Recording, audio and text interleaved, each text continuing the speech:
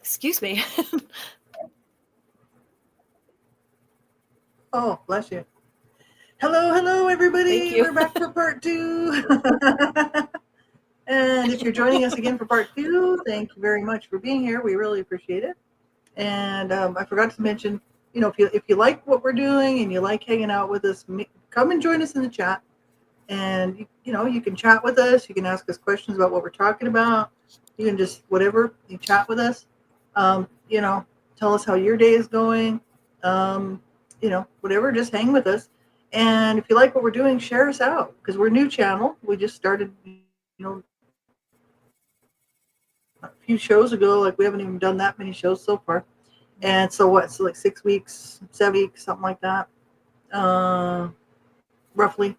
And so yeah, we're new. So be sure and share us around if you like what we're doing, and hit the thumbs up, hit the like button if you like what we're doing, because we'd appreciate that.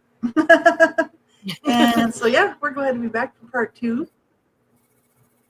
Yeah, we decided 4 hours is a long time to sit without a break. Just getting up, wandering around, go get go to the bathroom, go get a drink of water, whatever you got to do. Yeah. Because 4 hours, if after I sit for 4 hours, I can't move. Yeah. That's me. So I was like, it's a bad idea. Yeah, it's rough. Like 4 hours is a long time to sit. We do tend to stay on for about 4 hours. So I thought we really need a break in between. So if you're joining us for part 2, we're glad to have you. So be sure and hang with us in the chat. Be sure and let us know you're there. Say hello. We're always glad to have you. So. Yep. That's right. That's exactly right. Yeah. Well, Lo, Donna was going to show us I was going to say I brought my bill to show everybody. The only thing is when it printed, it's so light that you can't see it. So I'll just make sure that I put it on the website, and anybody wants to check it out, they can. You can even put the link in the description to send them to it. We are definitely. Yeah, we're PA House Bill 849.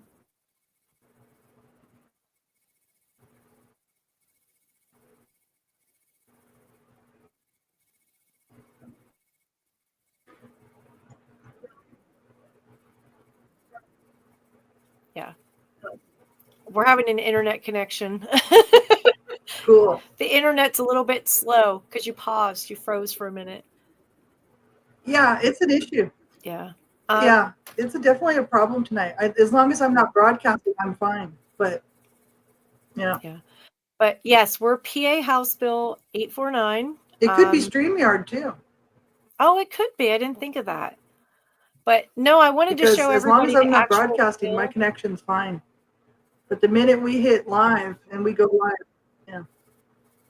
That's funny. 849. It's weird it does that. It's really weird it does that.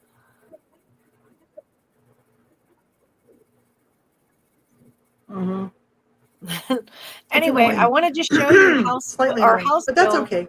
But we will. We're gonna. Yeah, I wanted to show you our house bill, PA House Bill 849, but it printed so lightly that it's not showing. So I just figured I'll give you the link, and people can check it out if they want to. I'm really excited.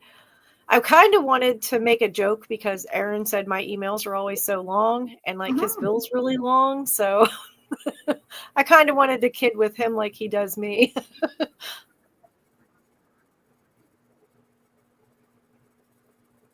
Yeah.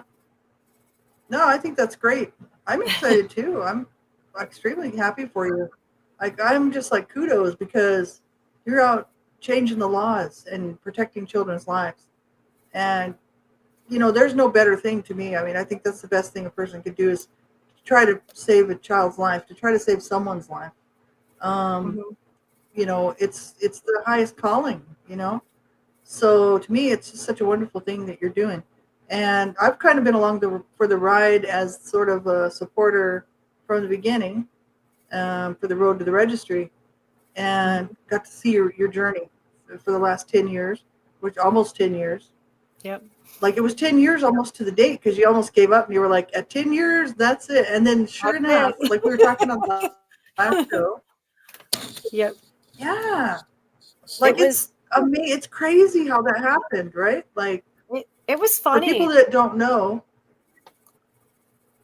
you tell them, Donna. You tell them. Oh, it was funny because we were 9 days out from stopping. I had told Lee periodically, once we get to a certain point, if it doesn't get passed, I'm done. And she kept saying, we can't give up. We have to keep moving forward. And I'm like, look, I'm giving it 10 years because the first few years, people don't realize a lot of research went into it. Like, we literally had to research the laws. I had to research statistics. And oh yeah, there's a lot of, I'm telling you, Lori, there had to be a good 2 to 3 years of nothing but research. And then I put together the first change bill, like on change.org, to try to get support. And we ended up, we had 4 different change bills because we were trying to get signatures. And then after we had the first one around, had 15,000 signatures, we were told they had to be PA residents to have signatures. So then I had to start all over again because, a lot of them are our supporters, which are not from Pennsylvania. So exactly. Yeah. So we did that. We got the signatures, but then I kind of learned a lot as we went along the way, because I learned that you can just take your idea directly to a state representative that's going to sponsor it. Yeah. And at that point, I had worked on Connor's Law. Mashana had already started the steps of it. So like when I come in, my goal in Connor's Law was to keep Connor's name alive in the media. I had that kid in the media every day. I was getting like petitions and people was signing them. It was more like I created this website and I was doing so many different things. But like when it came to lawmakers, to spend every week in Kentucky, it was too hard. So Mashana had the main grip of meeting everybody and, kind of doing the legwork like I did here in Pennsylvania. But it took a long time. But like I said, there was a lot of shortcuts Lee and I really didn't know about. Like, I had no clue that you could just go to a state representative and be like, this is what I want to do. And can you help me?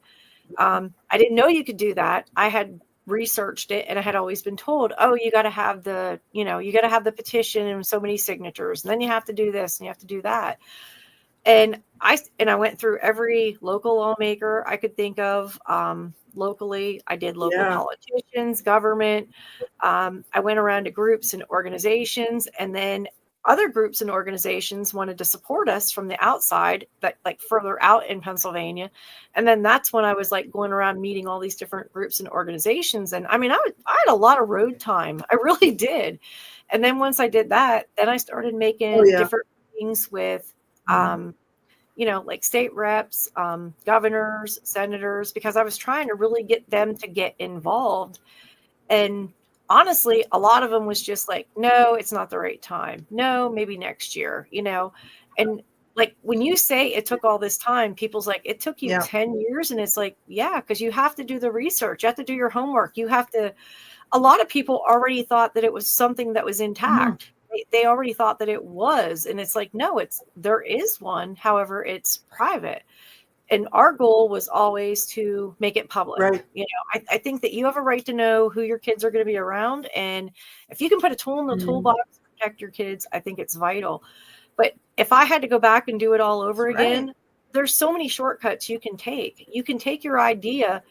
I basically had the bill wrote. Like, it wasn't in long form. I think it was like 10 pages or something that I had.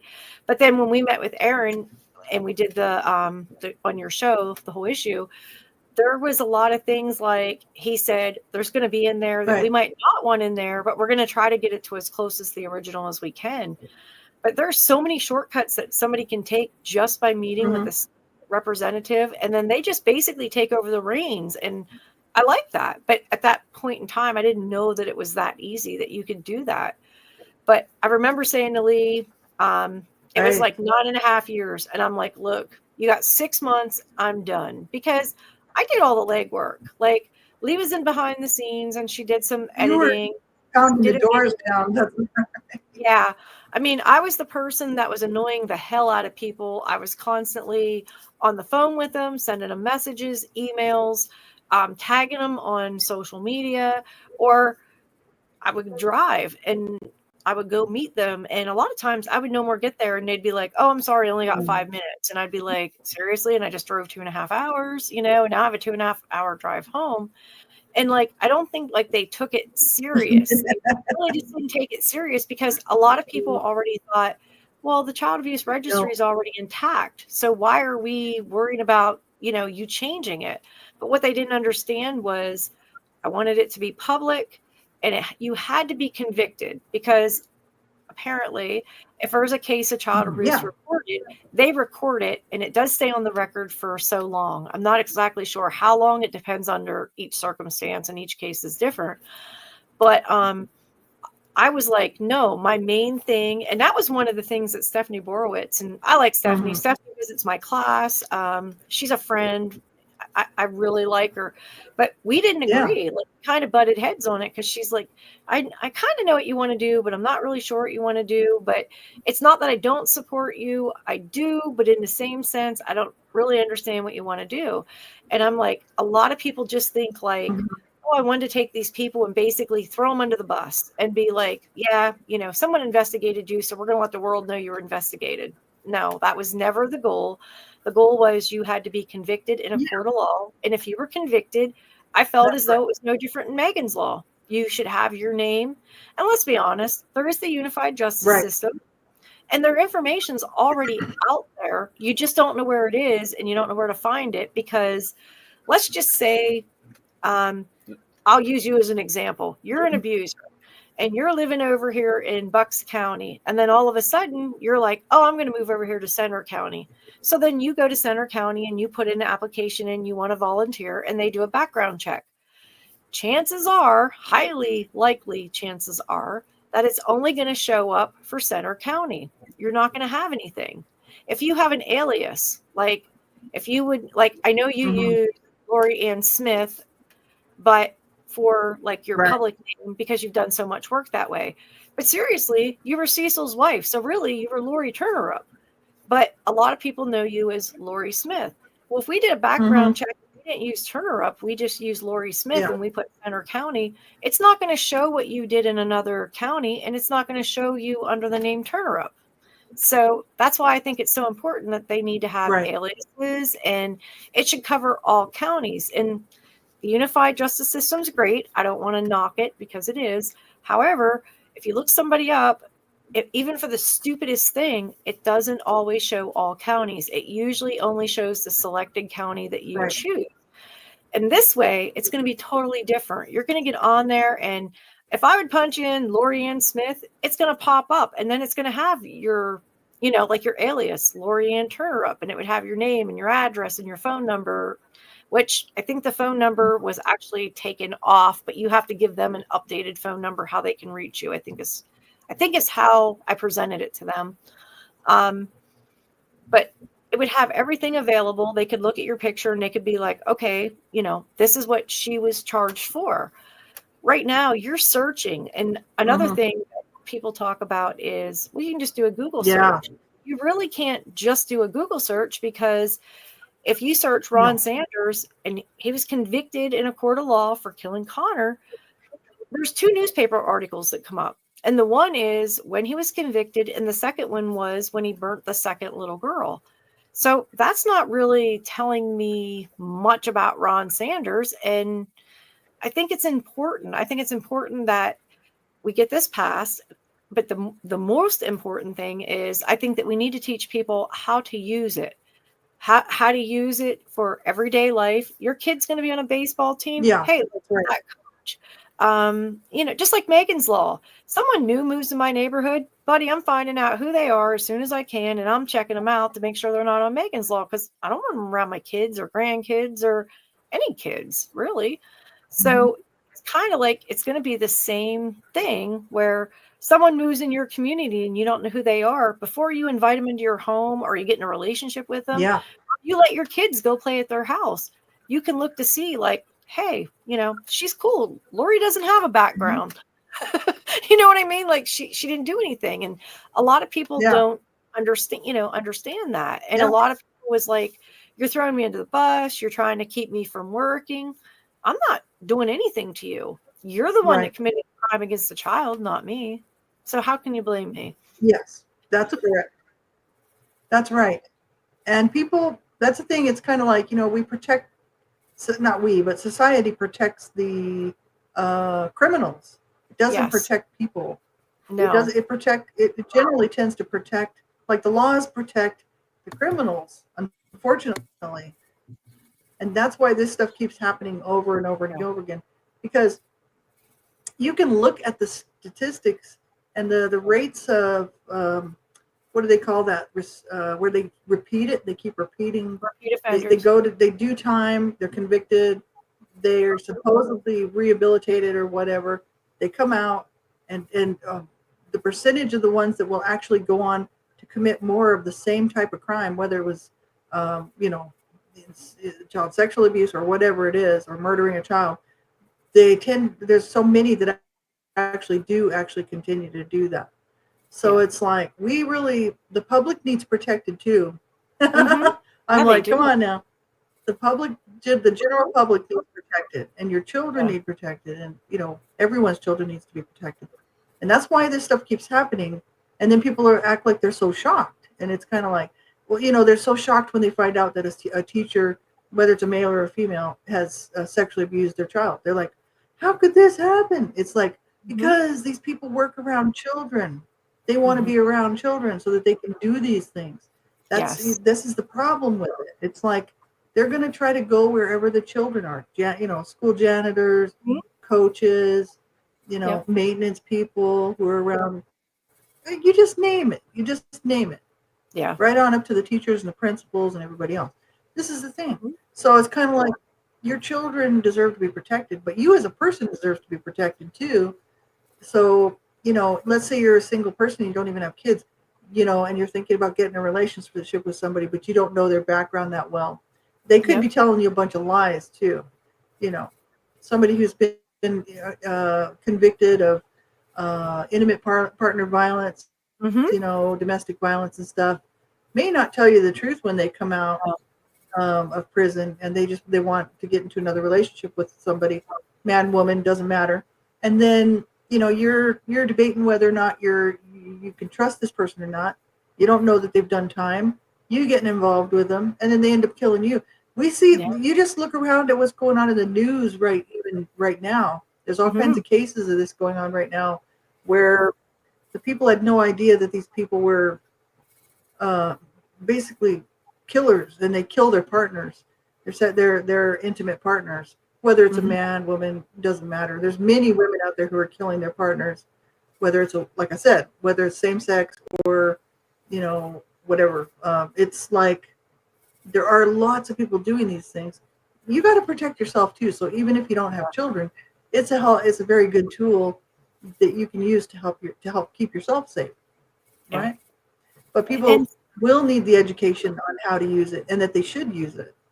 So, and that it is available. Yeah. Yeah. And statistics show that someone that abuses will reoffend, and the statistics vary between 50 and 70%. So if you have 10 people, you can almost guarantee over half of them are going to reoffend again, whether it's, like you just said, an intimate partner, or a child. They're still going to reoffend. So I think the best thing that you can do for yourself, your children, is to know who you and your children's around. I know, living in a small town, I'll say this loosely, there's a lot of people that will get involved with somebody without even knowing them. The first thing, within a month, that person's living in their house.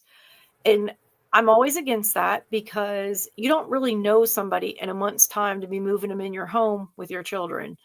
And they don't check these people out. There's no background checks. There's no absolutely nothing. And then the next thing you know, you pop on Facebook or you go to the local store, and they're like, oh my God, and they'll say the girl's name, and they'll say, she just got this shit beat out of her because her boyfriend this or whatever. And it's like, you're inviting people into your home that you just met within a month. They're living with you and your children, and you've never checked this person out. You don't know if they committed a violent crime. And just like Ron, Michelle never thought in a million years he would hurt one of her children. Right. And, he did. So the thing is What Yeah, makes that's you right. think, That's just it right there. what makes you think because your boyfriend or your new live-in, he's so in love with you or whatever, if he can put his hands on you, what makes you think he won't put his hands on your child? And that can be reversed, Lori. A lot of people, I always say a Mhm. male because most of the Well, cases I've worked on has been men, but females are abusers too. I mean, there's been right. so many cases we've seen where That's women will right. abuse and kill children. So, I mean, I always say it from a Oh, man point yeah. of view, and I guess I'm going to And have they to start can saying abuse it from their a woman's husbands point of too, view, or their innocent partners. you know. But I think a lot of people Yeah. need to really stop and think about it. It's There, a lot of people are trying to mhm. make abuse normal. Oh, that's just normal. That just happens in a relationship. Oh, that's just Yeah, normal. He disciplined my children or she disciplined my children. No, that's not normal. We can't normalize abuse. We can't say that it's okay or it's normal that's for right. someone to put their hands on somebody and leave bruises or welts or cuts or to tie them up or not to feed Mhm. them or to lock cabinets or refrigerators so they can't get in and eat. I mean, that's not normal. We have to stop normalizing bad behavior. And that's what this is all Mhm. about. This is about holding people accountable. People who have been convicted in a court of law being held That's right. accountable for the violent act they committed against a child. I strongly stand by it. I've had Mhm. many people disagree with That's me, exactly right. you know. I mean, just the other day, I met with Yeah. somebody and he's like, "You're not going to change my mind." And I said, "Okay." I said, "I'm not here to change your mind. I'm here to tell you exactly why we're trying to do what we're trying to do. You invited me to this meeting. I didn't invite myself." And he goes, "You're not going to change my mind." Everything I said, he had something negative to say. I said, "I want to ask you one question, but it's actually going to be two." And he goes, "Okay." I said, "Are you or the second part of the question, one of your family members on that registry that you don't want me to know about?" He couldn't answer me. Mhm. I said, "Usually the only Right. time someone fights me so hard Because about saying that this is not necessary, probably is. they're on that list, or someone they love or care about is on that list." Yeah. But he's like, "I'm not going to answer that question." I said, "Then that just makes me That's right. understand more. And now I realize that you or someone you love is on the list. And that's why you're fighting me so hard, because usually if somebody doesn't agree with you, they're just like, I don't agree with that. And they'll give you a reason why. This person couldn't give me a reason why he didn't agree with it. He just kept disagreeing with everything I said. And then I'm like, I just want to ask you one question, but it's actually Mhm. like a two-part question. Are you or is someone you know or love on that list? He's like, I won't answer that. I said, because one of you are. That's the Right. only time people fight me so hard is, who are you trying to protect? You're trying to protect somebody that Mhm. physically assaulted or That's killed a it. child. You're trying to protect them. What people don't understand, and I kind of get frustrated about it, is because these people freely abuse children, abuse and kill children. I'll go to that extent to say that. Mhm. They freely abuse children. And they don't care. They Yeah. don't care about their bad behavior behind closed doors because no one's going to know about it. But now they're convicted, That's and right. I want to put it on a public registry saying this person was convicted in a court of law for hurting this child. They don't want me to know their dirty little secret. They don't want you, friends, neighbors to know their dirty little secrets. They don't want family members to know their dirty little No. secret. That's why they don't agree with the registry being public. No. They don't want to be. No. And it's No. sad. It's sad because as a parent, as any parent, your goal is to first protect your children. That's your first and foremost thing. And to have people not want to do it, it always makes me question them. Like, you're sitting here asking me all these questions and I'm answering you, but I ask you one question, you won't answer me back. There has to be yourself or someone you love on Yeah. that list that you're fighting me tooth and nail that this is not a bad idea. You can't tell me one bad thing that, I'm presenting it to you and I'm saying what it's going to have. You have nothing really negative to say other than to disagree with me because you don't want anyone to know who's on that registry. Well, who are you trying to hide? The only time you don't agree with something, chances are, especially when it comes to a public registry, is you're on there or someone you love's on there and you don't want anybody to know about it.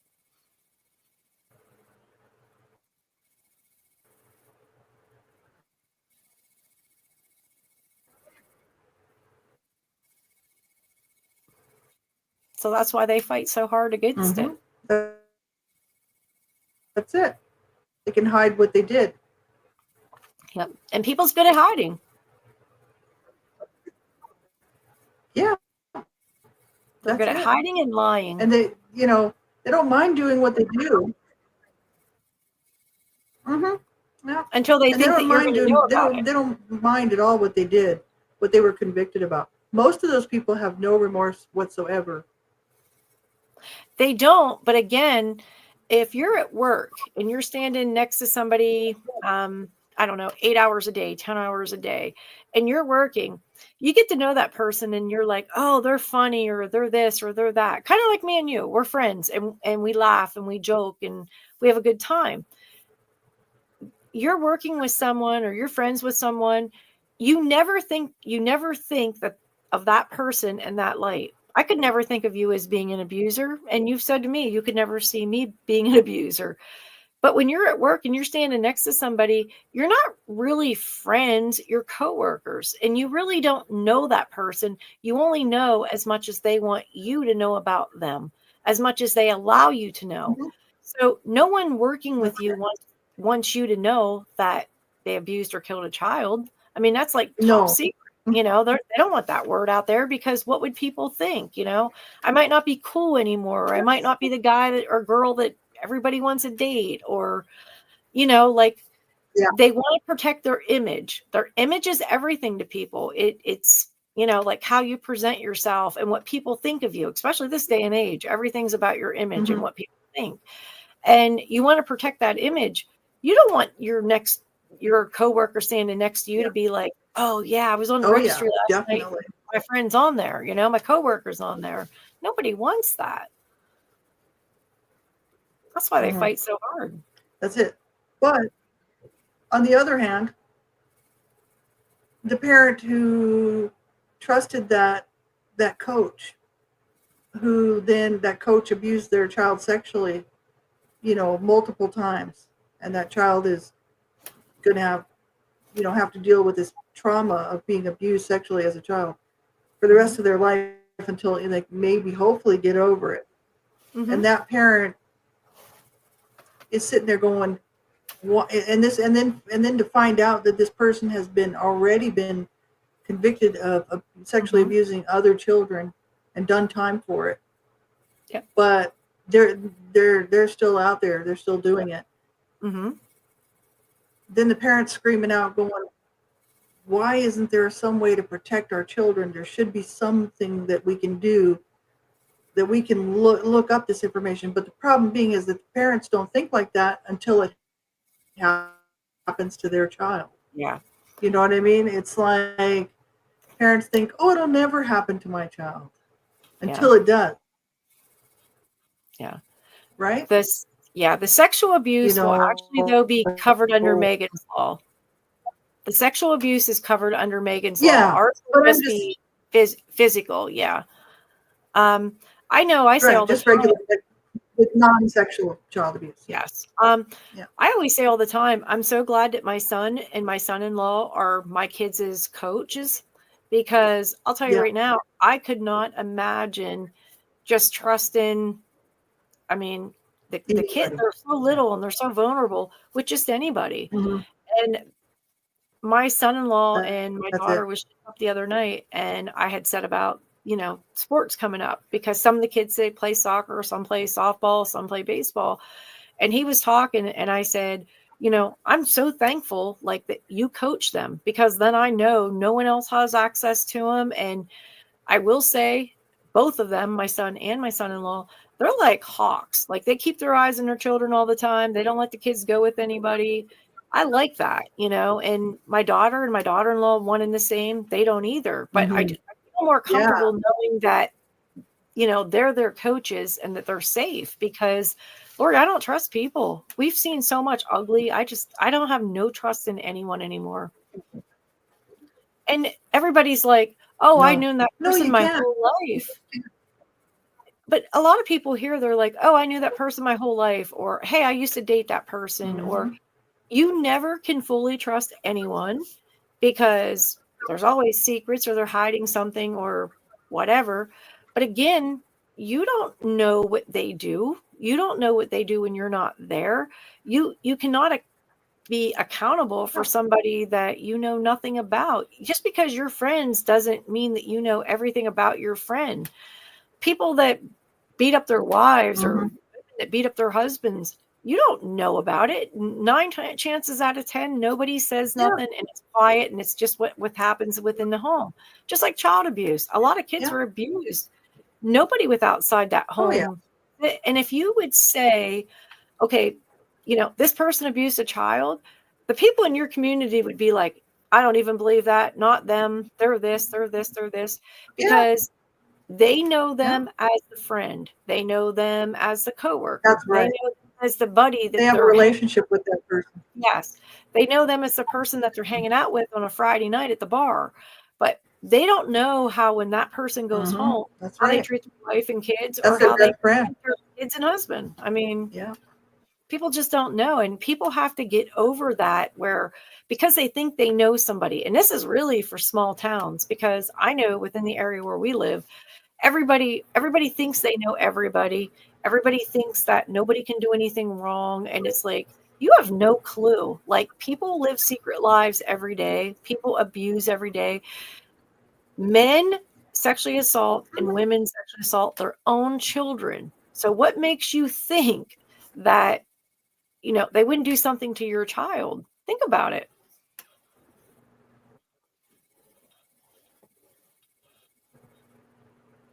Yeah.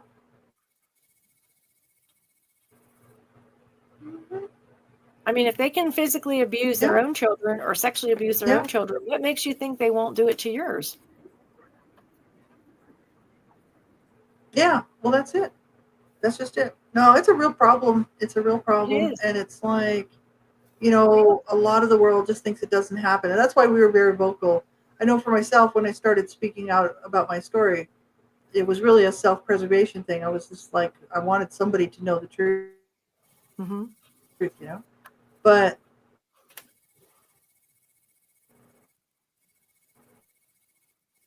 it's like there were people that knew basically what was going on in our home, and just kind of CSA child sexual abuse that was going on, but they knew about the other stuff because they knew how we were being treated, all the children, and they still would sit there and say stuff like, they would make excuses for my parents. They had such a hard time, and they really struggled, and they wouldn't just say, they wouldn't look at it as what it was, like my parents were both arrested and charged with child abuse. You know what I mean? Now it's like, so much of the world is just living in denial because they don't want to deal with even in family, multiple forms. And within families, you'll have certain people who will deny, because it's too hard for them to understand. So like for instance, there's one of my siblings, who I won't name names or anything like that, who just thinks that she doesn't think everything was great, but she just kind of like, she kind of blows it off like it wasn't that big of a deal. And I was talking to my friend who was really basically a therapist of people who were abused as children. She, well, you know who it is. It's Kate Mitchell. And she was a psychotherapist for many years, and a practicing psychotherapist. And she said, she goes, I'll kind of fill you in on why that happens within families, because some siblings will see it for just as it is, like you. It's black and white. Abuse is abuse. You know what happened to you. You're living in reality. You're not really in denial.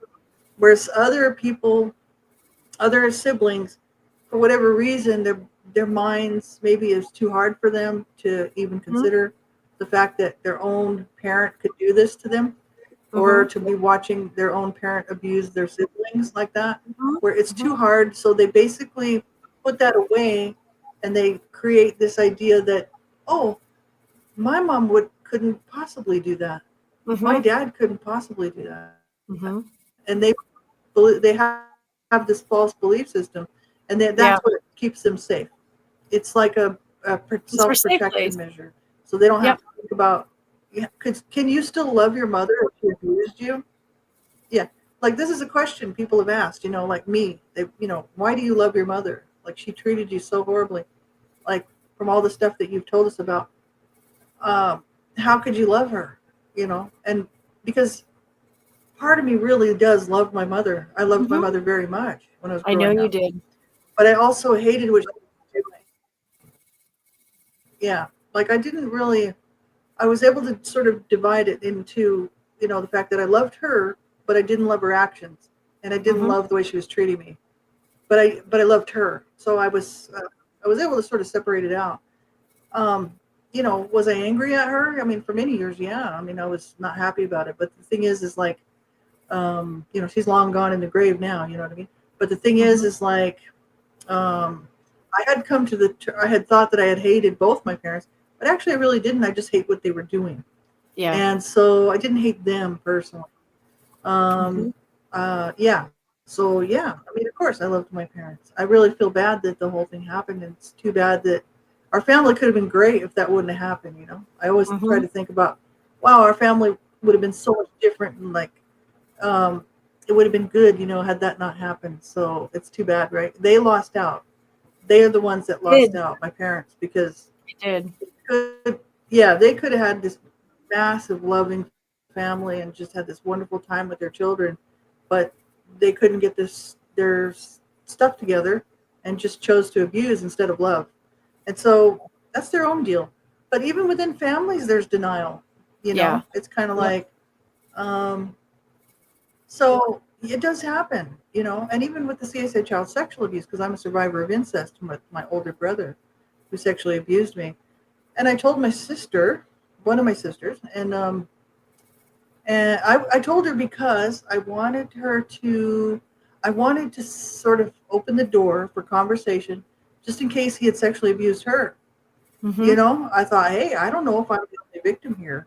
He may have sexually abused her as well. I don't know. You know what I mean? Because he's quite a bit older. He's 13 years older than me. So he was what 6 years old, 7 years older than my other sister. So I thought, he could have sexually abused her too, right? Um, He could have. and so she didn't say anything. She didn't say anything. And she didn't say, "Oh, I don't believe you," or "I can't believe what you're saying. I think you're just making it up." She never said anything to me like that. She didn't say, "You're horrible for saying these things. How can you say that?" She also didn't say, "Oh, I believe you." Hmm. She said nothing at all, Yeah. and even to this day has said nothing at all, which leads me to believe that she either saw what was going on and knew he had been sexually abusing me, and it brought up some bad memories for her that she didn't get me help, you know, Yep. or that she was afraid because maybe she thought he would do that to her, Hmm. because if she was to go and tell, then maybe she was afraid that he would do the same thing to her or something. So she Hmm. never said a word, not one word, not "I believe you," not "I don't believe you." She said zero, zip, nothing. Yeah. And I'm like, okay, so we'll never know if he sexually abused her or anybody else, because he committed suicide. And I was basically like 20, turning 21. Um, and actually, I was already 21. That's right. He committed suicide when I was 20. So he was 33. And I had put that so far down, I didn't even think about it anymore. But I went to a gynecologist, and the lady was like, uh, you've been sexually abused. You know what I mean? I was like, I did not want to hear about it. I didn't want to know. I didn't. I was in denial about that. I just pushed that so far down. Hmm. And the stuff that she told me, she's just like, you could press charges. And I was like, well, I could, but the person who did that to me has committed suicide. So Yeah. she's like, oh, I'm really sorry. So this is the thing, like I was like sometimes on certain things, People can be in denial. I was in denial about the CSA child sexual abuse because I didn't want to deal with it. But the other stuff I was not in denial about. I was very much open about. But my sister is just not open about any of it. Like she can't deal with any of it. A lot of people's not. And yeah, a lot of people's not, so and a lot of people basically. A lot of people, they'll like take their bad memories and it's almost like putting it in a box and putting it in a closet and locking the door, and they forget, or if they don't want to remember, exactly. They want to. Sometimes like your brain will do like a coping mechanism so that you don't remember the bad. It protects you, and there's a lot of people what happened to me. That do that. Yeah. That's what happened to me. It all got put into what I say. Yep. Yeah. Yep. It's actually very common. I didn't want to deal with it, and I knew it had happened. Yeah. But Lori, it's hard to deal with. But I know it's hard to deal with because you were such a young age, and you didn't know what was going on. Yeah. You didn't know why it was going on. I mean, that's tough for a little kid. I mean, it really is.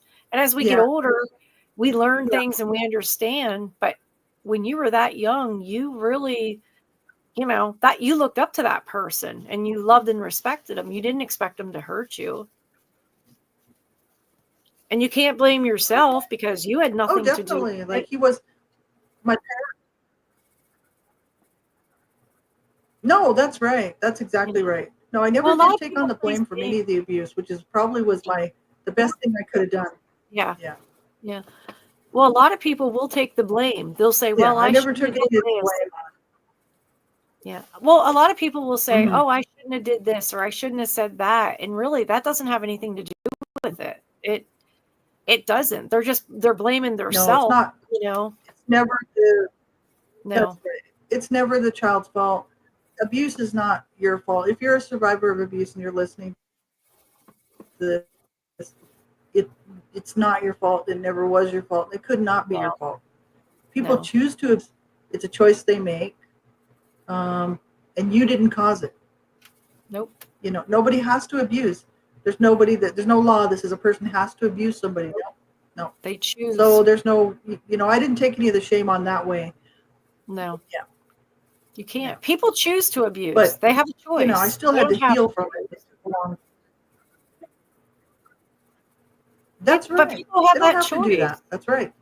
They have a choice. They don't have to abuse. There's nothing saying they have to.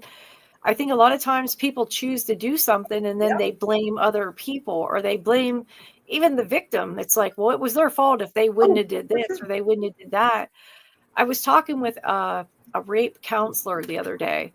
And she said to me, you wouldn't believe, like, years ago, she said, no, I'm going back, like, in the 70s, early 80s. And I'm like, okay, well, I mean, some of the things that she was talking about was, like, when I was just born. So it's like I wouldn't have no knowledge of it. But she actually said when she was doing rape counseling back then, a lot of times they would say, well, this person asked for it because she had a dress on or she had this revealing top on. No one asked for it. Right. No one asked for that. Or she shouldn't have been at that club or she shouldn't have been out past a certain time. She should have been at home. That's not true. You're blaming the person you're blaming the victim, number one. Yeah.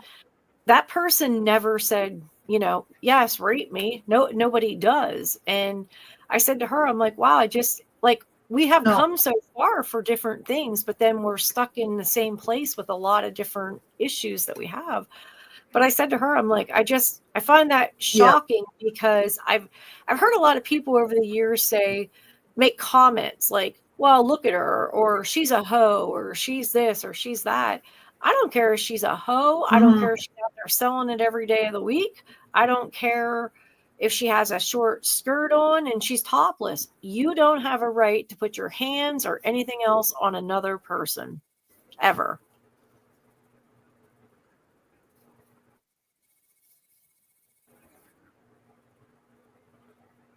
Nobody has that right. That's right. But it was, That's I right. learned a That's lot from exactly right. talking with her. You You know, don't, a person should be free to come and go and do as they please. yes. Mhm. Yeah. But no, I learned a lot from Yeah. her because it's weird Yeah. because she was telling me like different stories, and it was like, I cannot believe that they would blame somebody for that, especially it wasn't the person. Nobody asked to be raped. You know what I mean? And she's like, they did. She goes, back in those days, it was always because it was the victim's fault because they did something inappropriate or they weren't dressed properly or they were out past hours. And I'm like, that's sad because all those people, their hurt and their pain was just shoved aside and someone just got away with mistreating them and Oh yeah. sexually assaulting them. Like, that's not cool. That's not cool at all. Yeah. No, that's total re-victimization, right? Exactly. And that's what I said to her. I'm like, And that's not I cool. said to her, I said, I wouldn't have worked very well back then because I would have been fighting tooth and nail. And she's like, back then women didn't have the rights that they have now. She said it was a whole different ball game Mhm. and it was different. And I know women have more rights today than probably they ever did. But in the same sense, it's like, how can you treat somebody so bad by making them think that it was their fault? It was their fault that they were sexually assaulted. I don't get that. Mhm. I don't care if it was 1970, 1980, 2025. I just can't believe that somebody would put that on somebody like it was their fault that happened to them. Blame them for a Oh crime yeah, that and that was done a lot. you know, but she really, I mean, she gave me an education because It there was a still is lot of today. things. Yeah. She educated me. I mean, she really did. Like, I always say to everybody, if they're telling me something, I'll say, Mhm. educate me. Yeah. And I just mean, tell me about it.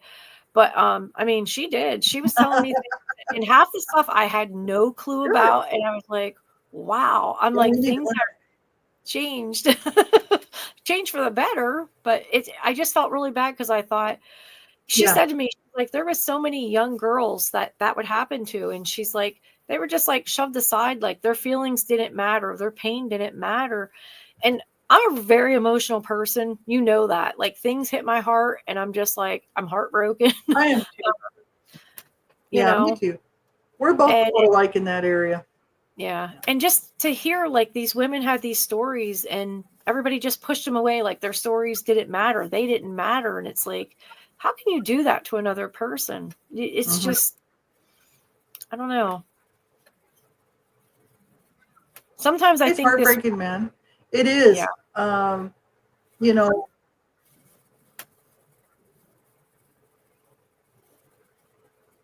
what were you going to say, Boo? I was going to say, sometimes I think that I have outgrown this world because it gets crazier and crazier. It really does. And, Oh but yeah, in the same yeah. sense, we have grown a lot as a society because, now there's things to help women like that, which was never around before. But Mhm. there still are people that if someone is raped, they will make comments or they'll say rude things, and it's like, you don't have that right. You weren't there. You don't Mhm. know that person. I don't care what that person does That's for a right. day job. I don't care who the guy was that did it or the female that did it. And I'll tell you right now, these people, whether it's Mhm. male or female, and they are getting involved with teenagers in high school and they're sending them nudes and they're sending them videos of them masturbating and all that. I think that is absolutely disgusting. I think that the courts need to be a lot stronger Mhm. than what they are. I think the punishments need to meet the crime. I, Yeah, I do that too. is serious. Yep. I just had somebody bring a sextortion case to me today, and this girl, but it wasn't really a girl. It was someone pretending to be a girl, a 13-year-old girl. And she said, hey, I see we have some of the same friends. Hey, I see, we go to a similar school. Hey, I saw your profile, and basically she just picked different things off of his profile to say that they were like the same. Well, in about 6 to 8 hours, they were friendly talking, and this girl supposedly had said about, hey, let's get together, let's hang out. And she said, send me a couple Mhm. pictures.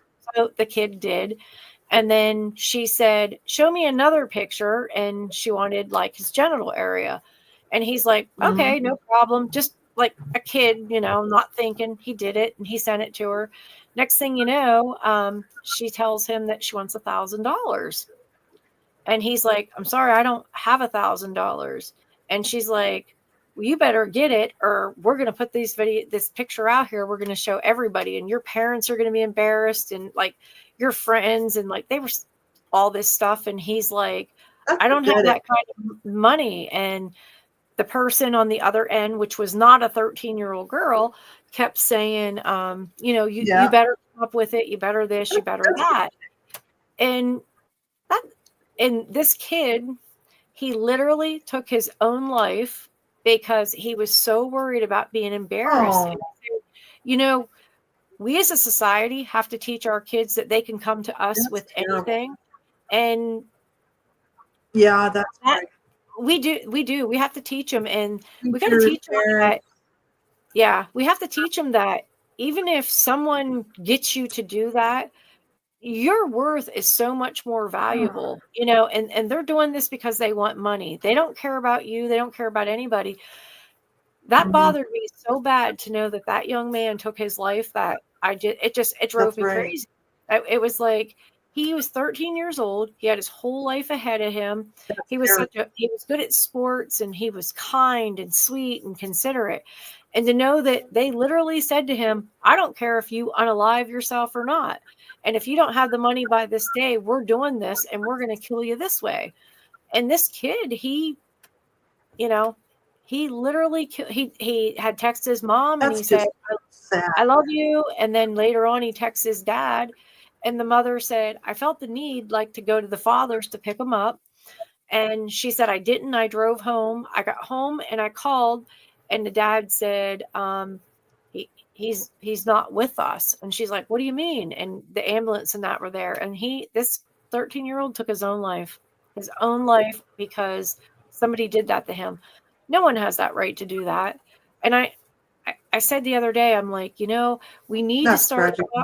Yeah, we No, need they to don't. start talking to kids, and we need to let kids know that if you're ever put in this position, come to us. There's things we can do to help Hmm. you. There's things that we Yeah. can do to Yeah. protect you. Your life is so much more important than a picture, but I think to a kid, it's almost like it's the end of their world. You know what I mean? Like, Hmm. oh my God, if my friends see this, For or, sure. my Yes. school or That would my be a parents. crisis for them. Yeah. Yes. And I'm like, no, we have to teach the Oh, kids yeah. They that wouldn't it's even know how okay to deal to with come it. to us. I know, but we have to teach our kids that it's okay That's to come terrible. to us with anything. It doesn't matter what it is, the good, the bad, the ugly. Together we can get through anything, That's the because way it should be. there's just Lori, what this is disgusting?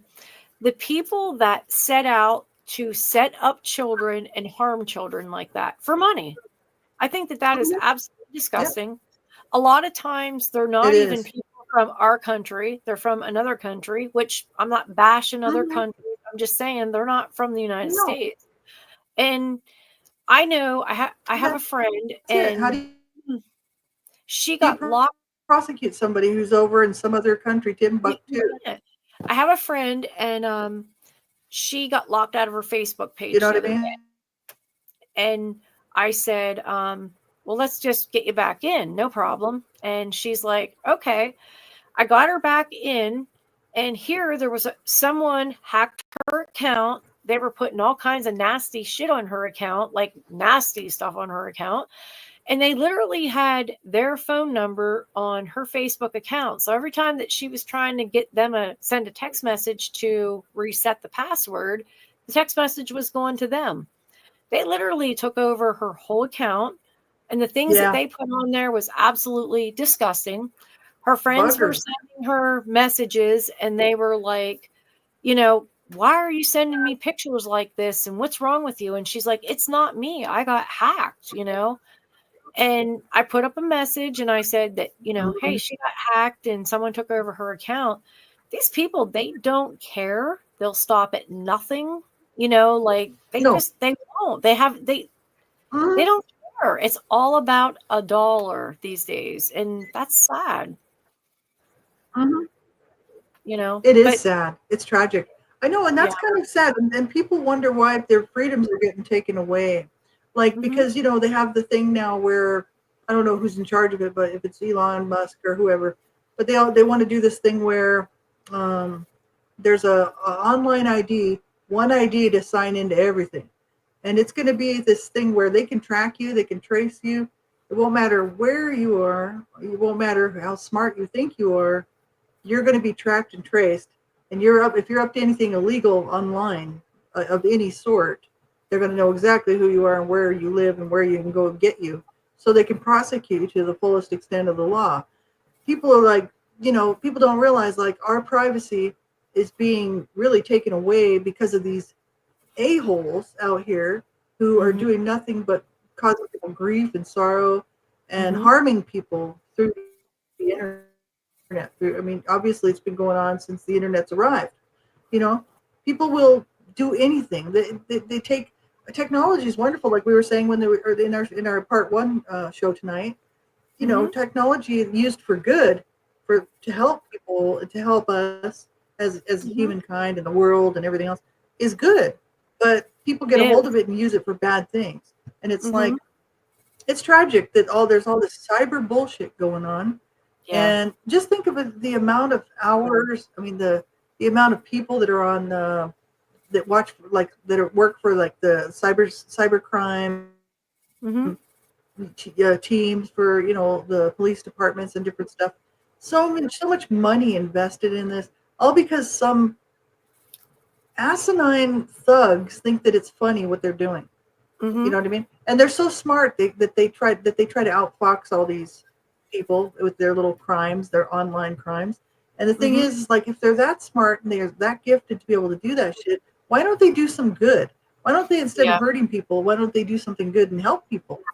Yeah. I think people that get caught doing that kind of stuff, seriously, I think people that get caught, for instance, extorting children, Hmm. extorting anybody, by sextortion, whatever it is, um, I think it should just be an automatic bullet to the head.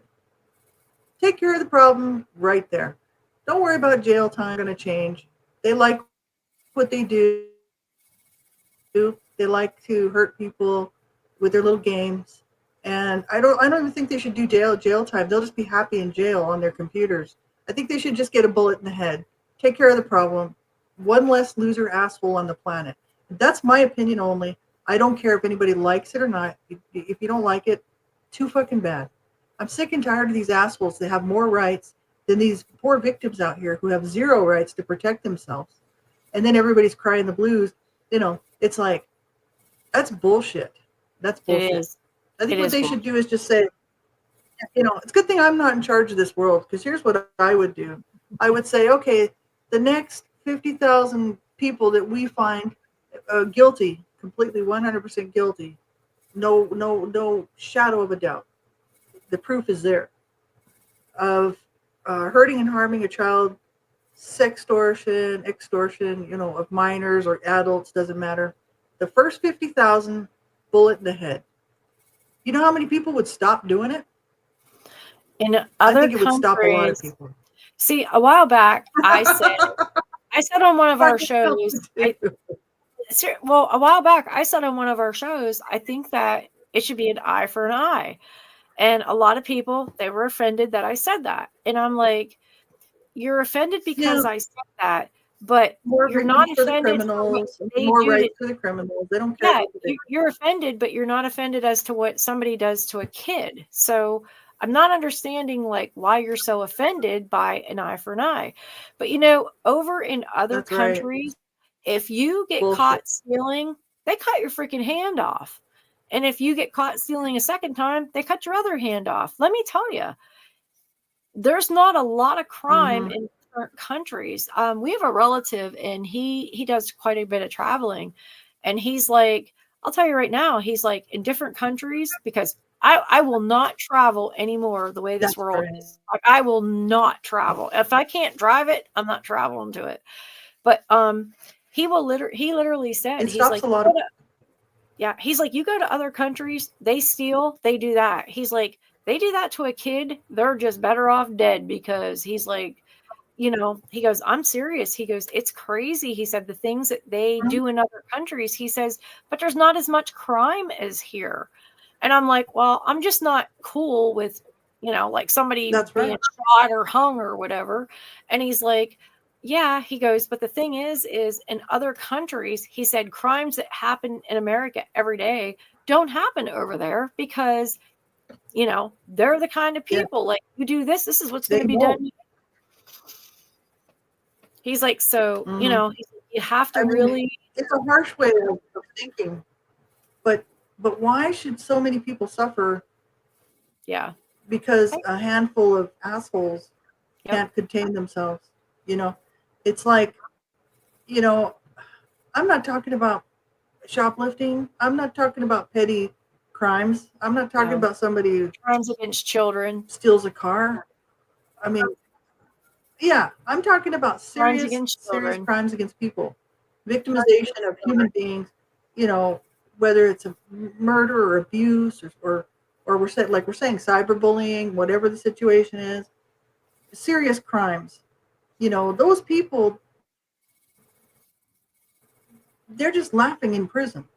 They think it's funny because they're so deranged that they just think it's great what they've done.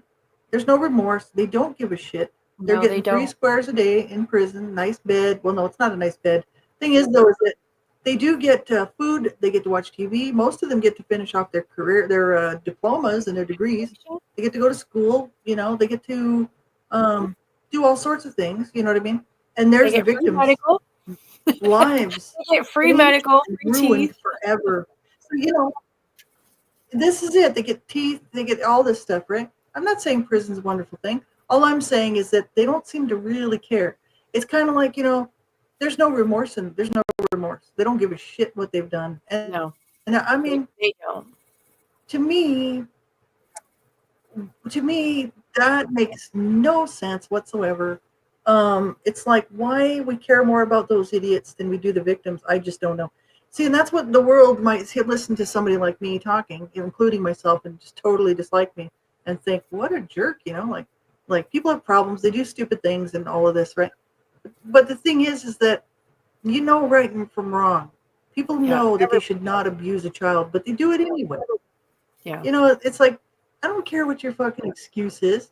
I don't care if you're some loser out there that has a hard on for children, whatever. You know what I mean? It's like, mhm, you're going to do something like that, you need to be severely punished.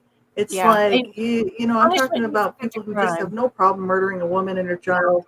Um, that's right. And I mean, people It fits might the be crime. complaining about somebody like us talking about this stuff, but the thing is, there is such a thing as victims' rights. There is such a Mhm, thing as victims' rights. What about the right of the victim? And I'm mhm. all for standing up for the victims. I Me don't too. care who doesn't like it. We've never given a shit who doesn't No, like it no. because we're out here as a voice for the voiceless. We're out here as a voice for people who have been done wrong by somebody or several people, who just happened to unfortunately try to ruin their lives and or did take their life and kill them. Yeah, So yeah, I'm all about protecting yep, people. I'm all about victims' rights and standing up for the right. Nobody should be abused. I'm all for animal rights. Donna, no, Donna um, is all about animal rights as well as human mhm, rights. yep, Donna and Lee. I mean, you've got the website there, the PAR yeah. PAR. PAR website for It's the stopping Pennsylvania. stopping animal abuse. Yep, the Pennsylvania Independent Animal Abuse Registry. Yeah. So, we're all about protecting animals as well. So it's not just we just out to make positive change in the world. And Yeah, so the criminals of the world and the people that are, I mean, I'm not talking about people that just, you know, get caught ripping off a store. And I'm not talking about them people. I don't give a whatever. I mean, you got to do something stupid like that, you might get busted for theft. You know what I mean? But I'm Yeah. not so worried about those people. They're not. They, you know, they're hurting the system, but they're not necessarily hurting a person. But people just violent crime, go out, bang, bang, bang, shooting up people. They don't care who these random people are. They just blow them away. People Yeah. out there killing kids because they just like it. It's fun. They think it's great. Then there's people out there killing women because they just think that's great. There's women out there killing women thinking it's great. And there's also women out there killing men because they think that's great. And, Mm-hmm. you know, we're sitting here saying, hey, victims have rights too. And we Mm-hmm. need, somebody needs to be their voice. And I've known so many people who were victimized myself, Me not too. only just growing up abused in my own home, but I've known many, many, many people in my lifetime. In high school, I met students that were my friends in high school. I mean, I couldn't believe they'd be my friend because they were all smart. They were like, you know, grade A students, and they didn't smoke pot, they didn't do drugs, and they all liked me and wanted to hang around with me. And I was like the stoner who was always drunk, and you know, it's kind of the idiot. You know what I mean? Kind of not getting good grades, hanging around, just too high to do my classwork. You know, but they liked me. And That's because some you're of a good these people person. can, I won't name names, but some of them confided in me. Well, maybe. I mean, I've always tried to care about people. I always care about people, you know? And it's like, you know, Sometimes you some of them confided sometimes in me that they though, were abused sexually. Yeah. yeah. Sometimes though, Lori, maybe you drinking or getting high back in the day, maybe that was to help you cope with everything that you had dealt with as a kid.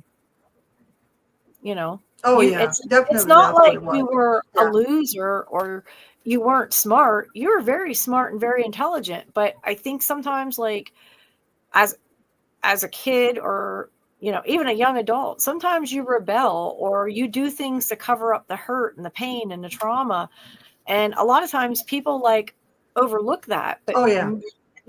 I think that you've always been very smart and intelligent and you've been a caring person. I think sometimes we just cope Oh, differently, and that thank may you. have been a way for you to cope.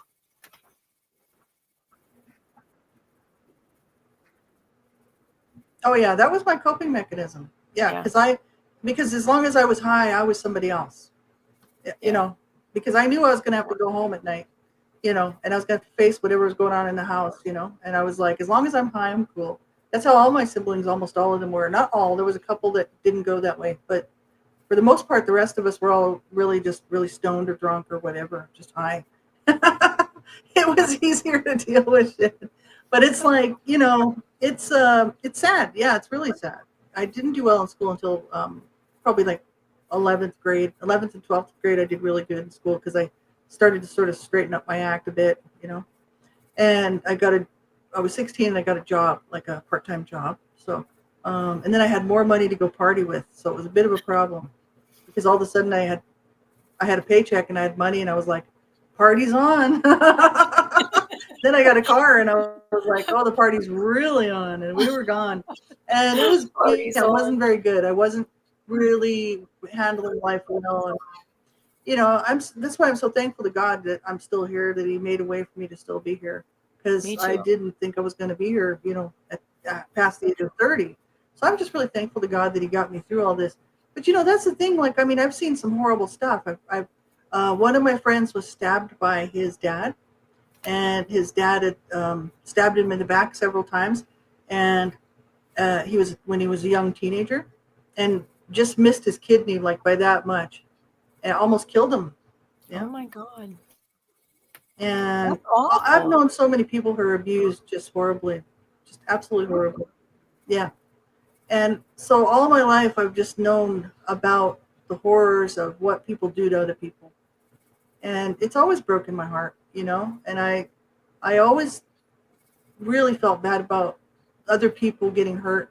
Not just my friends, but people around the world, just knowing that in other countries, women don't have rights really. In so many countries around the world, women don't have rights, and they're just treated like, just like crap.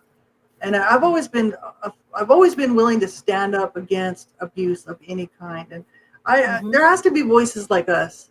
So for There has anybody to who's listening and just thinking, what the hell? You know what I mean?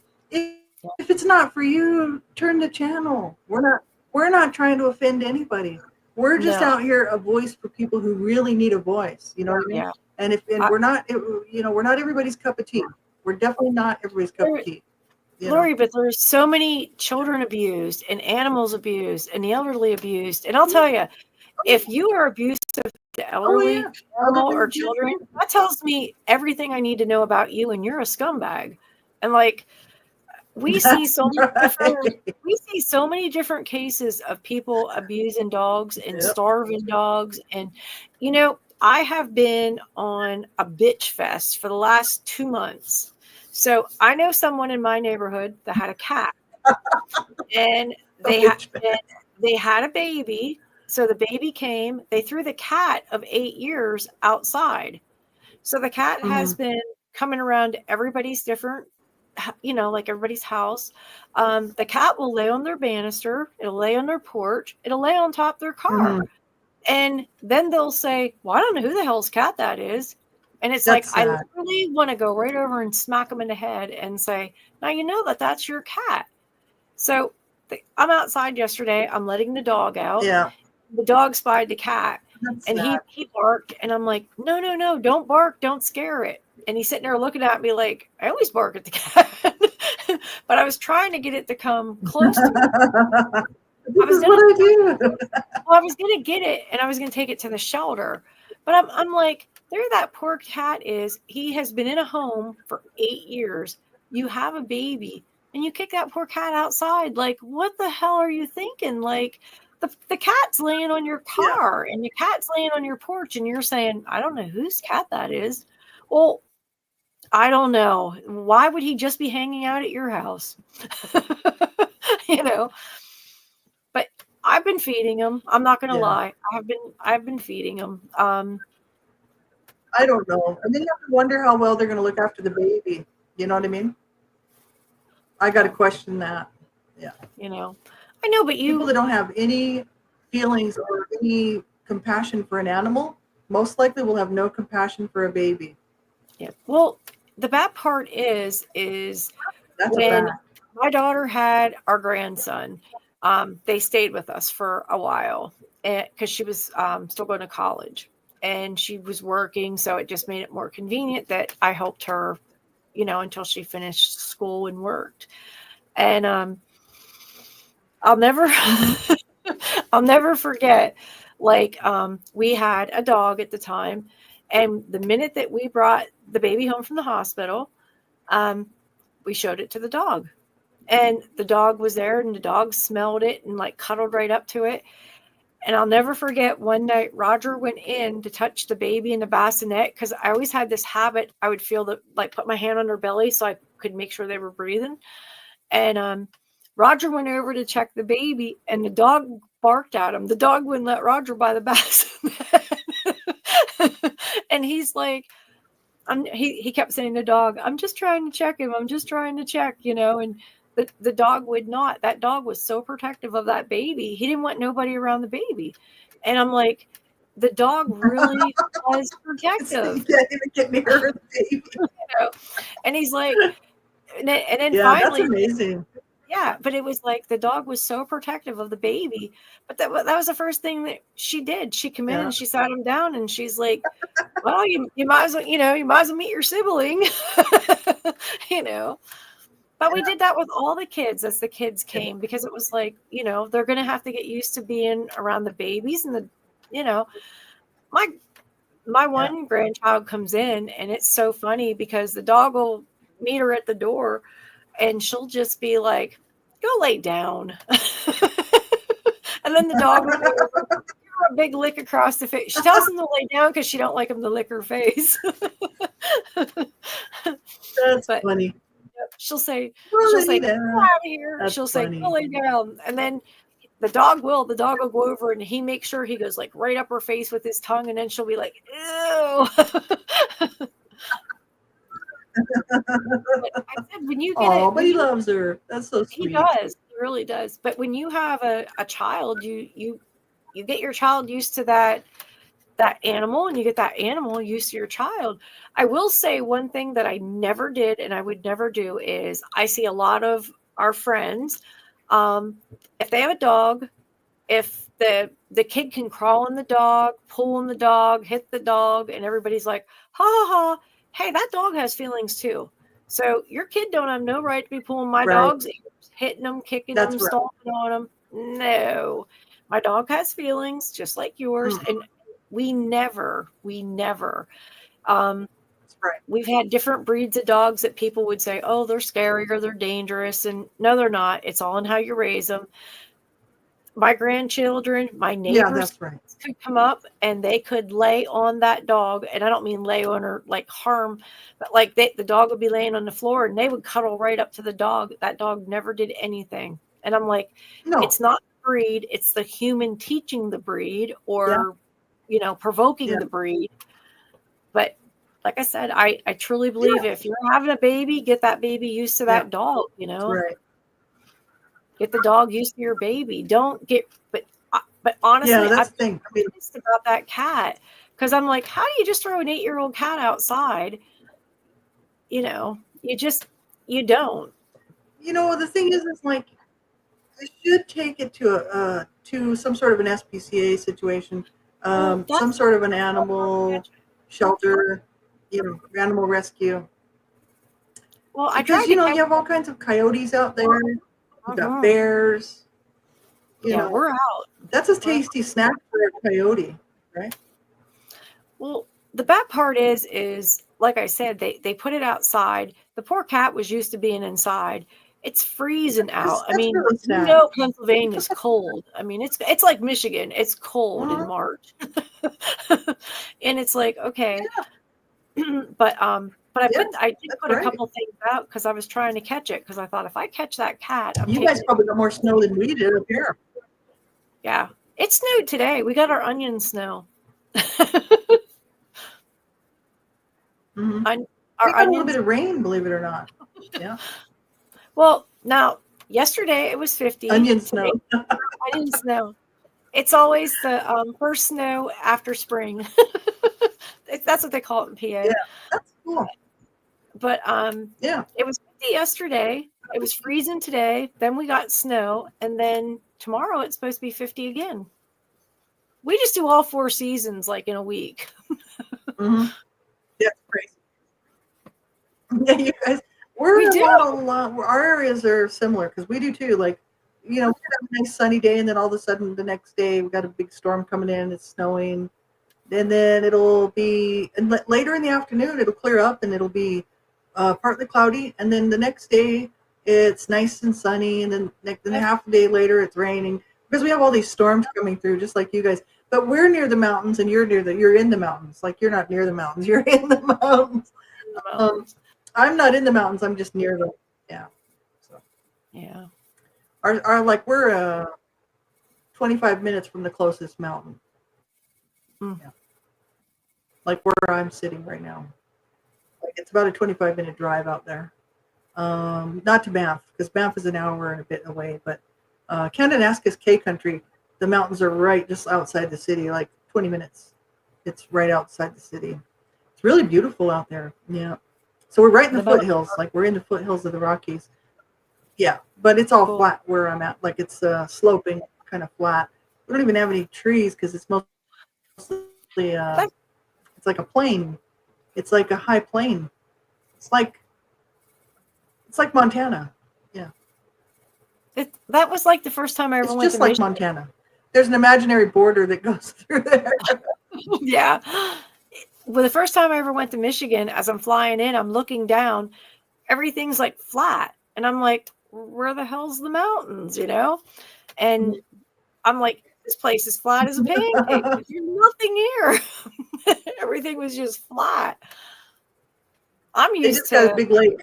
Yeah. Yeah. And I'm so used to like mountains and trees and everything was just flat. And I can remember getting off the plane and I'm looking around. I'm like, what the hell? Where am I? And then I'll never forget the first time I ever went through the airport. I come through security, and the guy goes, "You're not from here, are you?" I said, no. I said, how'd you know? And he goes, oh, I could tell. And I said, what are you talking about? He goes, I can That's tell. funny. It's like, oh, you can. You know, he goes, oh, I can tell the way you're dressed. I can tell the way you have your purse on your arm and those cute shoes. But I learned real quick. I learned real quick. I guess they. Mm-hmm. Yeah. And he actually got to be. Yeah, because Detroit, man, that's Yeah. He actually got to be, I don't want to say a friend, but a very well acquaintance, because as much as I was going back and forth at one point, every time I'd be there, he'd be like, hey, there you are. He'd call me by name and everything. Yeah, because you got to know who you are. Yeah, that's cool. I bet you they do with frequent travelers. Yeah. Yeah. They would, if they work the same shifts and they see the same people, they would get to know you pretty quick. Yeah, he would see me coming. He would say me by name, and then he'd be like, "Hey, girl," and he'd start talking, and then he'd say, "Oh, I see you don't have your purse with you today, or I see you don't." And it's like, "No, I took your advice, buddy. I don't want to walk outside here and get robbed." I'm getting a little smarter now. That's right. Thanks to you. That's it. Yeah, I went through New York, Kennedy, I think it's Kennedy Airport, when I went to Ireland, and that was a crazy experience. It really was, because I'd never been to New York City before. So it was JFK Airport, and they talk so fast. I'm from New Mexico, like I'm from the land of mañana. It's so slow. Everybody's like, "Órale, qué pasa? What's going on, man?" That's just how it's laid back. It's Taco Town. It's burritos. We're gonna chill out. We're gonna hang out. Not New York City is just like go go go go. So I was talking to this lady, and I was trying to find out where my terminal was, and I was like, excuse me, because I was trying to get help, and the airport lady was totally ignoring me, because the people were just going, just going so fast around me. Everybody was moving so fast and talking. The noise level was insane. I'm just like, holy shit. So I yelled, and I said, hey, really loud. I go, hey, tell me where this terminal is. And she turns around and she goes, you got to go over there. You got to go over there. You go there. And I'm like, okay, thanks. It was insane. I was just like, holy shit. You got to be aggressive. Just to get through the airport, you got to be so aggressive. I was like, wow, what a trip, man. I wouldn't want to do that life at all. That's not. I'll tell you what, DC is crazy, and also Chicago is crazy. Let me tell you, when you go through their airports, it is crazy. Yeah. It was absolutely crazy. I've never been to Chicago, no. I don't think so. Yeah, it was crazy getting out of there. I'm just wondering. Yeah, I don't think I've been to Chicago. O'Hare? Isn't that O'Hare Airport? O'Hare, yeah. But I'll tell you what, yeah. And then there's everything is just so fast paced. There's so many people around. It's just it was insane. It was literally insane. It's crazy. It's not like the airports out on the west side. Like if you go to Salt Lake City, it's like a lounge. Everybody's just hanging around, having a drink. It's so laid back. It's slow. You're just like, hey, man. I remember when we left Castle Robles? I mean, it was it was so quiet and cool. And then you get to LA, and it's like insane there too. Everything, like, I don't know. Maybe just I'm so used to laid back, because I'm used to being like a laid back person, I'm never in any like big hurry. I'm not. Oh. And I'm always early for everything that I do or I attend. If I have a meeting, I can guarantee you I'm anywhere from 40 minutes to an hour early. And that's the truth. I know the one, when I was traveling for the registry, I went to this one county, and I went over to meet the people there. And I was like 45 minutes early. And I go up and I said to the lady, I said, hi, I'm here to meet with. And she goes, okay. And she goes, well, you're a little bit early, aren't you? And I says, well, I like to be punctual and I like to be early because a lot of time where I'm from, if you're early, they'll take you early. She's like, we don't do that here. I'm like, oh, okay. I literally sat there for over an hour because they're always late. They're never early. They're never on time. They're always late. It's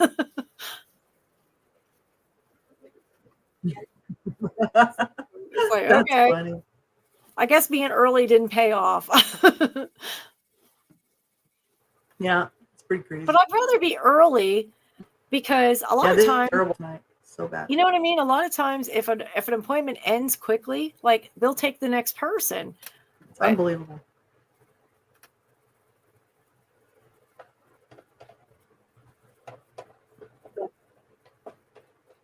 Whoops, you froze for a minute. I just don't know.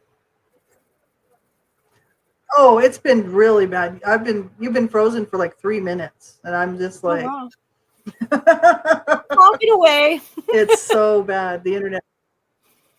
Well, yeah, it's what we got to do. So yeah, for anybody watching, sorry about this. I don't know. It's not my computer. My computer doesn't do this on any given day. So it's either the internet connection or it's StreamYard or whatever. But yeah, it's really harsh tonight. The last show we did last week didn't hardly do this at all. You're in Canada and we're in the States, so it's just, yeah. But like I said, I had problems with Zoom today too, which is USA Zoom. So I'm kind of thinking there may be some situation because of the, there may be some, what do you want to call it? Those people, those people that are always trying to attack computer systems. There may be some of that going on. You never know. Yeah. So it's frustrating. Yeah, because it's normally not this bad. This is the worst that I've seen. Except for that time when it dropped Zaid on Zaid's show that he was here with us as a guest, and it dropped him off at the end there. That was pretty bad. But I would say next to that. But that was his internet, right? Because my internet was funky that night. Yours was. And he said that his was bad too that night. Yeah, that's right. It's weird. Like, and earlier today I had problems with Zoom, like this morning, but the rest of the day my computer was fine. Like the rest of the whole day. So I was thinking, oh, good, we should have good service here tonight for this show. And then all of a sudden we start, and it's just crap. So it's a crap shoot, I should just say. Sorry, but it is a crap shoot because we never know how it's going to go. So you just have to put up with it. We do, so you'll have to as well. Frustrating. I'm sitting there just waiting for you to come back, and I'm like, you know what the funny part is after we do these shows, 3 minutes later you come back with what you're saying. What's so funny about it is we do these shows, and then I always watch it or I listen through it, and then I'm like, why did I say that? Like, I shouldn't have said that. And then I'll listen some more and I'll be like, oh, damn, I shouldn't have said that. Like, what was I thinking? But I'll tell you, the first thing that pops in my head is the first thing that I always say. I'm not one of those people I think it through. I just say what I'm thinking. It's got me in trouble a couple times, but it is what it is. Yeah, but I think that's I don't know. I think everybody, we're just willing to say it out loud, right? I think everybody has their opinions, and we should all be okay to say, you know what, I have my opinion, you have yours. Even if we don't agree, we just agree to disagree. That's fine. It doesn't need to get nasty. I know so many people get so irate because they have some different opinion than somebody else. You know what I mean? And it's like, hey, as long as it's not hurting anybody, it's not causing anybody problems, it's not abusive to anybody, we're not, running people down. If we're just disagreeing about a certain, just be able to just agree to disagree. But so many people can't do that because they want to get all irate and all pissed off and it's like, get mad at something that's worth getting mad at. I don't like so many other people's opinions, but I don't go, telling them, I don't like your opinion. I think my opinion, is the better one. And it's like, if I don't like what somebody's saying, I usually, if I don't like the whole channel, I just turn it. I go watch something else. I mean, I don't turn it like a television set anymore. It's like I just go somewhere else. Yeah. I do that. Like I have things I like. I'll watch a lot of people's stuff if I find what they're talking about is interesting. Yeah, we all do. Yeah. That's myself. Remember I told you, We're I all just told different. you the other day, so I'm that's the addicted thing. to those eagles, Jackie and Shadow and the little eaglets.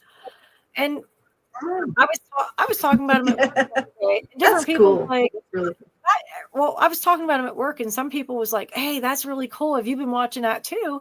And then I had other people like, oh, I don't like them. That's stupid. And I'm thinking, oh my God, they're like the cutest little things, and I already have them named in my head, Ozzy and Harriet. They are cute. But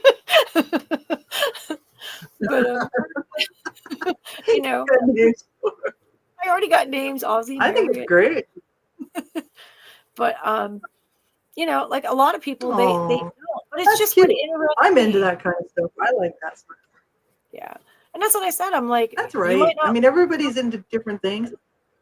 Yeah, you might not like something I like, but I might not like something you like, and a lot of people, they watch those videos of people doing like, I don't know, like you pull like you're pulling a string or something and your lip moves and then your ears move or however it is. I don't know anything about that and I don't even care. So I'll keep my eagles, you keep your lip pulling and we'll be happy. Somebody else does. Exactly, right? I mean, that's the thing. There's stuff out here for everybody, right? That's why we said we're not maybe everybody's cup of tea, right? No. Nobody is everybody's cup of tea. I mean, there's certain people that I watch just because for whatever reason I can relate to what they're saying. And I don't expect that other people are going to necessarily like what I like because I like it for whatever reason. So yeah, I mean, that's what we said. I mean, we're talking about kind of whatever comes off of our. There's like news and happenings, and a lot of people like that. And I watch some news, but I usually watch our morning news, WNEP. Other than that, I don't really watch the news. Where I have other people that'll sit and stream the news all day long, and it's like it's just not what I do, And I like funny things, I like upbeat things, but I love animals. I mean, animals are my thing. Yeah. I'm usually watching the world stage, like what's going on with the wars and stuff, because I'm interested to see what's happening. I want to see who's bombing who and who's probably going to be bombing somebody else, and it's pretty crazy. Like it's really insane. Yeah. And because I don't know, for whatever reason, I kind of want to stay. I've always been watching that stuff. I watch a little bit of it, not a lot. And especially with all the streaming stuff like YouTube and stuff, I started watching it. I don't watch it all day. I'm very particular about what I'm watching. That's why I say I'm very particular. That's why I don't blame people. Like if they turn the channel and they say, "Oh, you ladies seem nice enough, but you're really not my cup of tea." That would not hurt my feelings at all because it's like I totally understand that. You might think we're boring. There's got to be somebody out there who would think that. And some people totally cool. We're boring. Some people might like us. Some people might be like, these chicks are too crazies, You never know. Some people may understand, like, kind of get how we are exactly, right? Well, yeah, because whereas other people might be like, whatever. But like tonight, we did the first half of the show. We talked about different things. We laughed, we joked. I mean, just stuff like that. And then on this show, we more talked about, because I wanted to show you that page for that registry so bad. Because like I seen it online and I'm like, I'm printing this bill out, and I thought I'm going to show you. But when I hold it up to the camera in the light, the whole page just looks white. And so it's like, well, no one wants to look at a white piece of paper. But I'll get the link and I'll put it if they want to check it out. No, but can't see it. But like, I don't know. Like, I guess whatever I'm thinking at that point is what I talk about. And trust me, once I get talking, I can talk.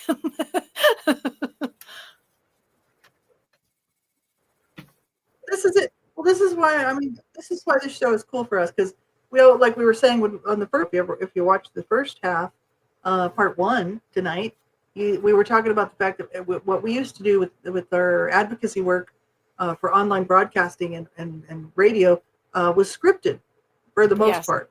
And it's no fun. It's no fun to be doing scripted shit because you can't talk off the cuff. You're not just, you already know what you're going to talk about. It's there. You're going to say what you're going to say, and that's your part. And it's like, there's a reason for that. That's understandable because it needs to be regimented. I'll never forget. But this shouldn't be scripted. We're talking right off the cuff. We didn't plan anything. We just come on and start talking. Yep. I'll never forget. We were on DTR one time, and we always had in front of us what we were going to say. That was back when we did Blog Talk Radio, but we were with DTR. Anyway, we would be reading off this paper, and it would be like I could actually see it right like in front of me on the screen. It would say Lee, and then it would say Lori, then it would say Donna, and I'll never forget. I read my piece, and when I read my piece, I then commented on what I said, and I'll never forget that next day, the person that was in charge of it was flipping out. You can't say that. You're going to offend people. You have to just read exactly what's on the paper. And I'm like, but that's not. I'm like, that's not how I feel about it. I don't agree with what I just read.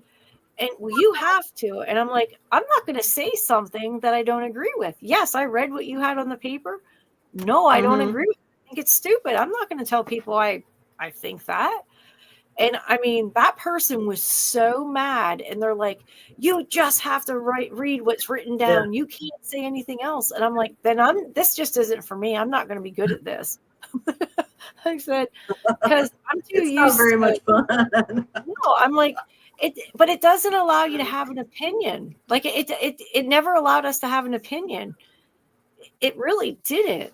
Your opinion didn't matter what you thought. It was what that person's opinion. That's right. You don't get to say what you want. No. And I know on here we go from topic to topic and we joke around and we laugh and we're not always serious and we're not always funny.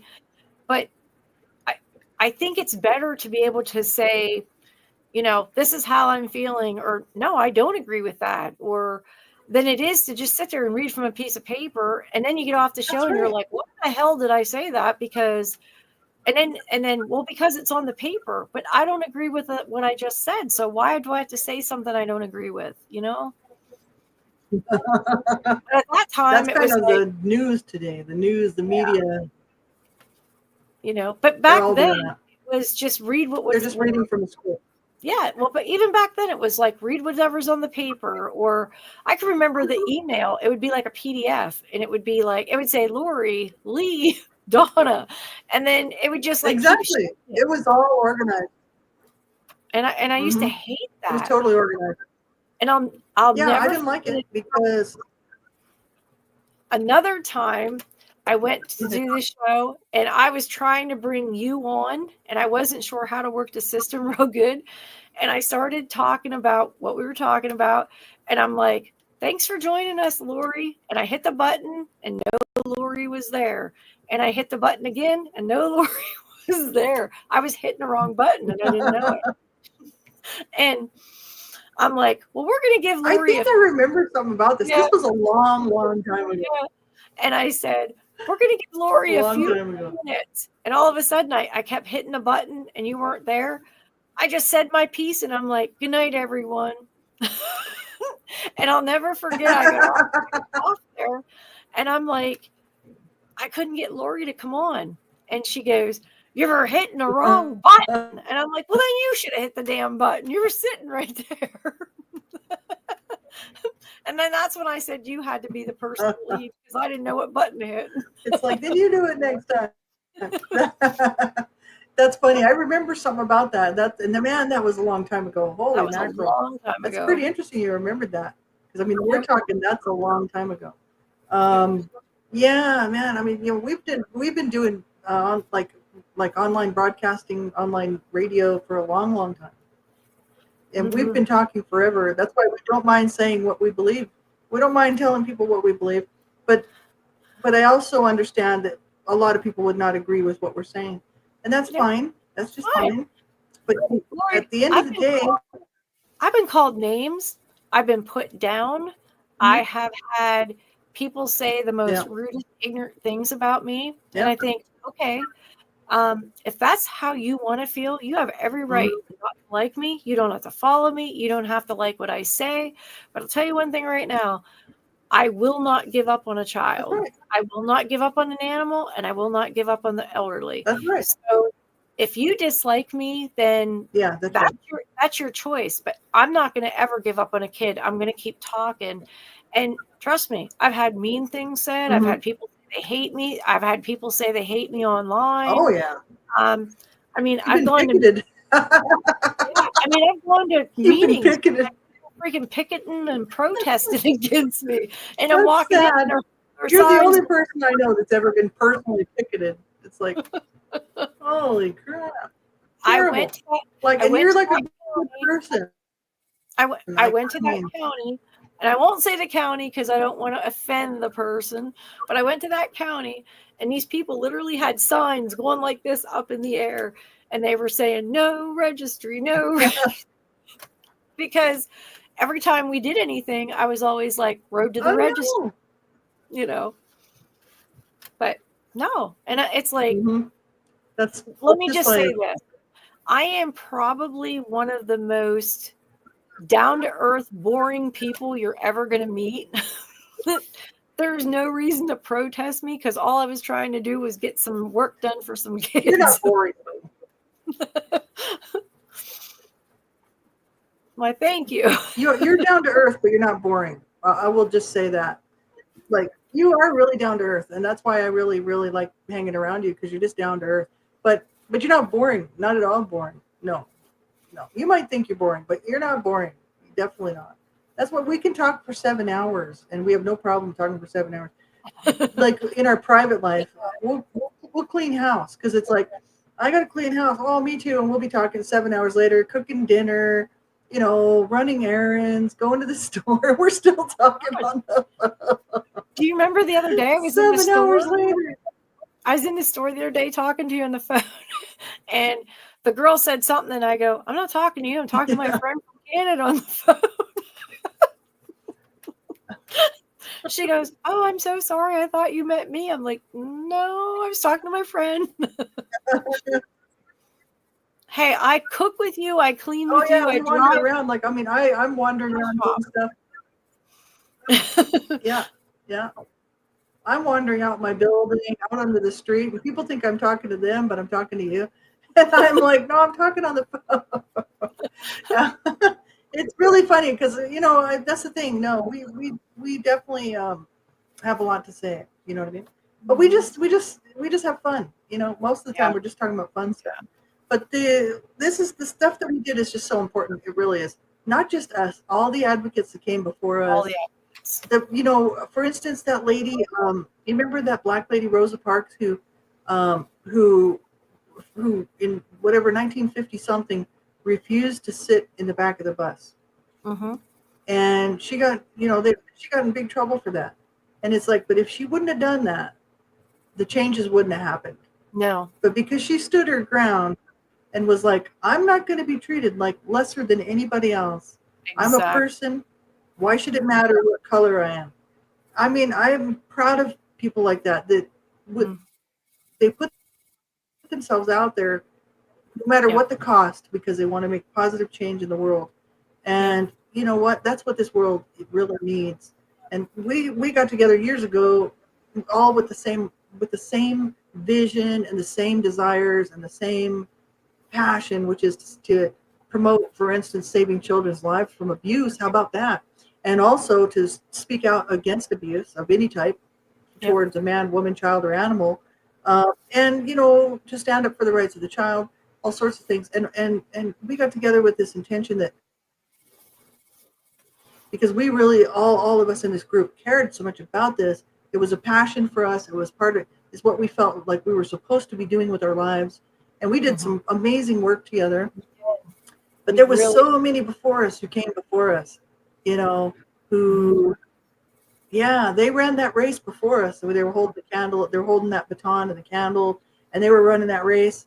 And then it came to us, and it was our turn, and we ran that race. And then the next people after us that are right now in their 20s, and they're going to school, and they're taking courses, and they're going to learn how to make this world a better place.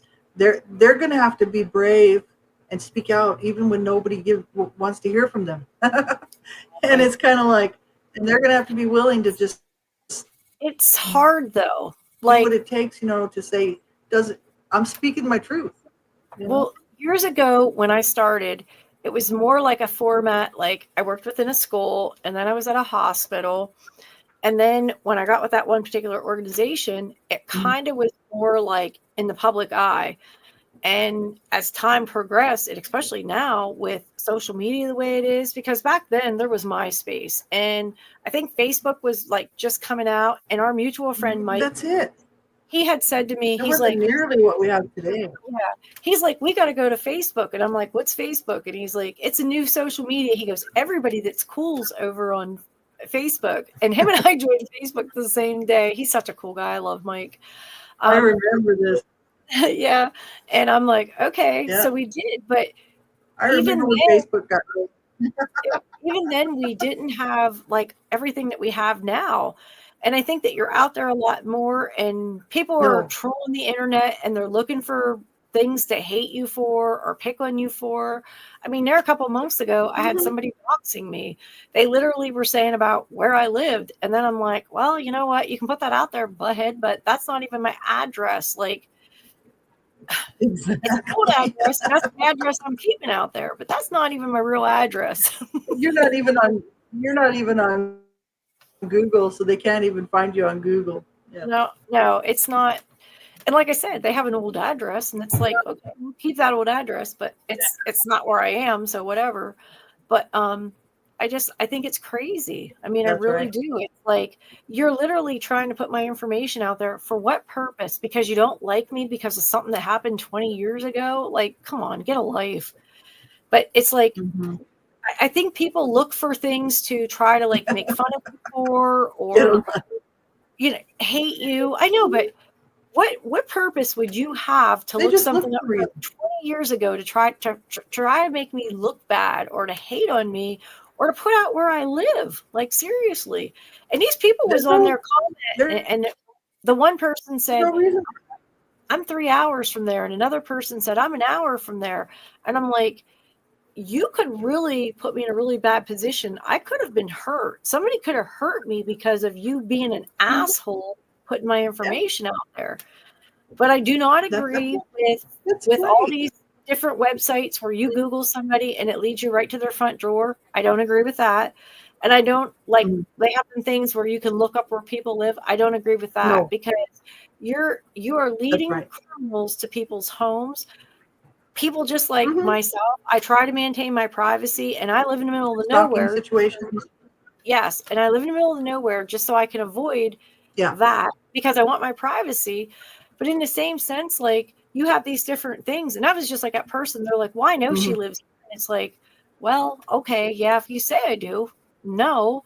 But I mean, when these people were saying, I'm this far away from her, I'm this far away from her, that's pretty friggin' scary. And then when people are saying like rude comments, it's like, it's really scary. And I'm like, no, it's not cool. And to get Google or Firefox or any one of them to remove something off the internet, it's like pulling teeth. I mean, it really is. They don't want to. It's a lot of work. And then they're like, send me screenshots. So I had to do all these screenshots, and I had to send the links as to where I was being doxxed. And then they're like, oh no, no, there's no findings. And I'm like, well, either you're blind or you didn't just check it out, because they literally have where I live. Like, that's wrong. And like, it's hard. They don't want to take anything off. They don't want to care.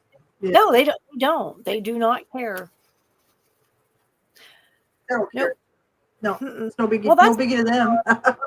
Well, somebody told me on there, so I'm like, whatever. Somebody told me the other day that they had Googled you and I, and it come up that we were writers, but it didn't come up anything else. And I'm like, well, Google doesn't know what we do for a living. Google doesn't know like what we advocate for, Google really don't know. Like, it's not like it's a real person that it's just pulling things from different places.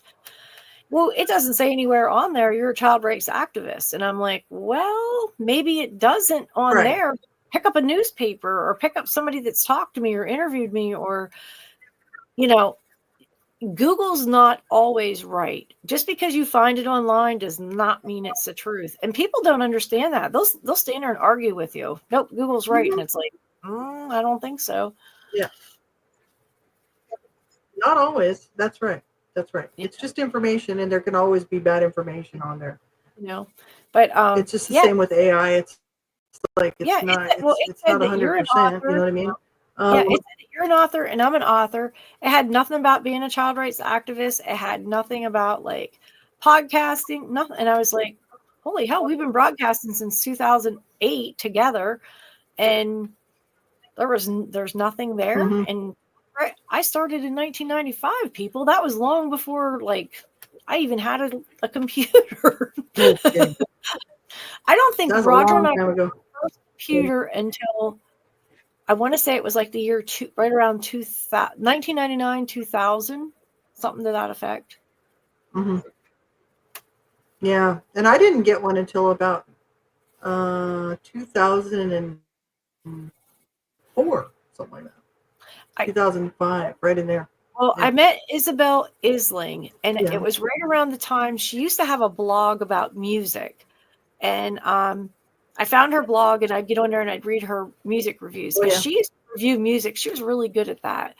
And I'll never forget, I get on there and she had this artist, and I was like, who the hell is this dude? Like, he looked like a Q-tip because he had this blonde hair on top, and it was his head kind of shaved, and I was like, what? And he had this song, My Name Is What? My Name Is Who? My Name is Chicka Chicka Slim Shady. Anyway, I was like, that song is so bubblegummy. That dude ain't ever and he sucks. Well, then she did another review of another song, and I'm like, I like that dude. And that was when I got my first computer, so it would have been around, I'm going to say 99 to 2000, because I think that's about when he come out. Yeah. Yeah. That's a long time ago, man. But I said 25 years ago. Yeah. But at first I was like, ew, I don't even like him. And then the next song come out, and like he was swearing about kicking ass or something, and I'm like, I like this dude. And she's like, it's the same guy that sung that other song. Well,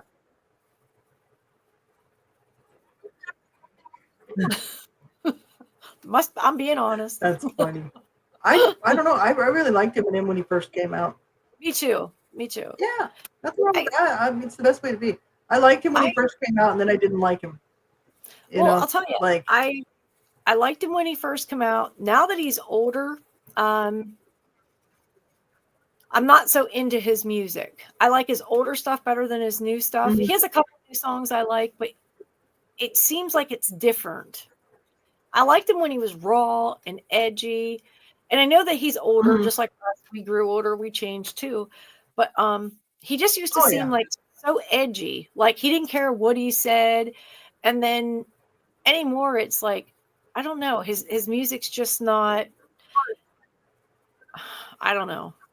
It's not the same, if you know what I mean. Well, no, it's not. I really, when he first came out, I really liked him. And especially, and then when he did that movie, right up until shortly after he did that movie, I was right into him. I don't even like rap, but I liked him. And because I really liked his story, I thought, he's a fighter, and he's been through a lot, and he's a fighter. So I always thought he was pretty cool. And then after a while, I was just kind of like, no, I don't really like him too much. I didn't understand what he was doing with his songs. And I was sitting there thinking he's talking about abusing his wife, and he was saying so many mean things, and I thought, he's just dissing women, that's all he's doing. And it kind of made me grumpy, I was like, if he's just going to diss women, I don't want to listen to it, But I didn't realize that was his Slim Shady character. Yeah. Who was coming out as almost like an alter ego. Mhm. So I didn't know that. So I was kind of judging him a little bit harshly. I didn't realize that. Right. Yeah. The thing is that people, there's all kinds of, you know, I don't know. I think his There's young biggest thing people who like to mimic those people. Yeah, I think his biggest thing is when you're at home, like with a group of people sitting in your living room, you'll joke and be crazy and say unbelievable things. But then when you're in public, you would never say them things because you don't want people to judge you. And I think that he used that to benefit himself. I also think that his relationship with I say his wife, she'll always be his wife to me because I think that they were really meant to be. But Mhm. his wife, his Yeah. ex-wife, the mother of his child, however he addresses her, I don't know now. But I think Mhm. that he was so relatable because there was a lot of young guys that had babies with women and they were having hard times and they went through struggles. And Mhm. I think that people could relate to him and he was relatable. And I think that was a huge thing to his success was he was relatable to other people and he could be Yeah. like, okay, we had a fight and I'm pissed off and I said this, but then at the end of the day, I still love this lady, and I do. I think that them two people, honestly, they're soulmates. I think that fame ruined them. If I could ever I interview think so him, too. ask him one question, Yeah, I definitely. would say, if you could give all the fame and money back, but have your relationship with the love of your life, would you be broke and have a relationship with the woman you love? Or would you throw it all away for the money and the fame? Because I know that he really loved that lady at one time, Kim. So that would be my question. Mhm. If all That's it. over again, because money and fame, it ruined Mhm. him. It did. I think it did. I Yeah. mean, I followed him a lot of years, and I will say that's my personal Mhm. belief. But if I could ask him one question in an interview, that would be my question. Yeah, I have too. That's my opinion as well.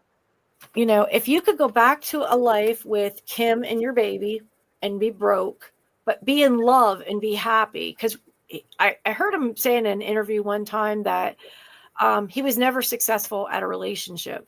That wasn't his strong point. Mhm. But if you could go back in time with the love of your life and your child and not have all the money and fame, would you do it? What would you pick, the money and fame or the love of your life and your child? And Right. I know that he has his daughter in his life with all the fame, but I guess my point would be, the woman that he loved because holy hell, I'll tell you, I used to say years ago, his music was great. When he was pissed off at her, his music was better. It just seemed like it was. It was. I know Well, it it would sounds, certainly sell more CDs, definitely. yeah, but I You did. know I what I used to mean? always say when he's Like like a his lot more music was was great. sold with him being mad. Yep. But I'd say Mm-hmm. when he's doing his music, he's great. But when he's pissed off, it's even better. I'm not gonna lie, it was. But I know that he really truly loved her. So Yep. that'd be my It's question. If I good. had one question to ever ask him face to face, I would say, if you had to do life all over again, would you take the fame and the fortune, or would you pick the love of your life? I bet he would pick the love of his life. Mm-hmm. I do. I think so. Well, he would be smart if you did, because that's the I smart don't know. answer. Like, I what think do when you you get truly with fame and fortune? Fame and fortune, you get old age. You're going to get old anyway. If you live that long, and so what? You've got all this money, but you lost that one happy. person that was your that was your soulmate. Yeah. That the relationship could have been so good. You know what I Yep. mean? So I think he's probably had lots of time to sit and think about this. You know what I mean? He's older now, Yeah. and I wouldn't doubt that he hasn't thought about that. Yeah. But no, I Yeah. do. That'd be a Sometimes good interview question, that's for sure. it would. That would be my question to him. If I could ask him Hmm. one question, that would be it because I believe that he really, truly loved her. But I think with all the fame and the fortune, it just screwed the whole relationship up. And they were both young. They were kids. I forget That's they were it. like in their early 20s when they first got Yeah. like when he became famous. So the pressure They would were have had young. to. Yeah. So, but nope, that'd be my one question. Would you fame and Immense fortune, pressure. love of your life? Yeah. Yeah. That's cool. I think you make a great interviewer. I think that you should be an interviewer. I really do. You could interview musicians and stuff. You could have your own channel doing that. Back years ago, we used to write for a magazine called ID Magazine, and we would give different musicians cool. and stuff questions, and then they would send them back. And I'll never forget this one guy that I interviewed. He called me this one name, and I'm like, oh my God. Like, I was so like offended, like, oh my God, like this is bad, So I messaged Isabel one day and I'm like, hey, and she's like, what's up? And I said, I interviewed this person, and she's like, yeah, and I'm jealous because you got to interview him. And I'm like, okay, well, he called me this name. And she's like, oh my God. She's like, that means that he likes you. You're nice. You're cool. You're pretty. And I'm like, oh, I thought he was calling me a bad name. I said, I'm sorry, I wasn't up on all the slang words for rap. And she's like, oh, she well, goes, that would have been yeah. me. Seriously, that's funny. Oh my God. Well, Isabel, like, she did rap. Well, Isabel, she did rap for a long time. And I always did like the 80s music and things like that. But then this Yeah, guy, he wanted me to interview him. And I was like, okay, cool. And we did the interview. that is funny. And like he called me this name, and I was like, what the hell? Like, he's saying something mean about me. I know he is. It wasn't mean. It was actually a compliment. It's like, I just didn't know it. What did I do to you? Yeah. And then Buddy. afterwards, then I said to him, I said, I kind of owe you a little bit of an apology. And he goes, why? You were so nice to me. And I said, when you call me that in word, I thought you were being rude to me, calling me a name. And he's like, oh my God, I would never do that to you. You're a beautiful person. He was actually a sweetheart behind the scenes.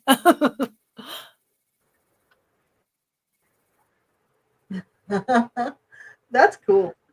Yeah, we did. It's We like, interviewed quite a few people. how are you to know, right? Yep.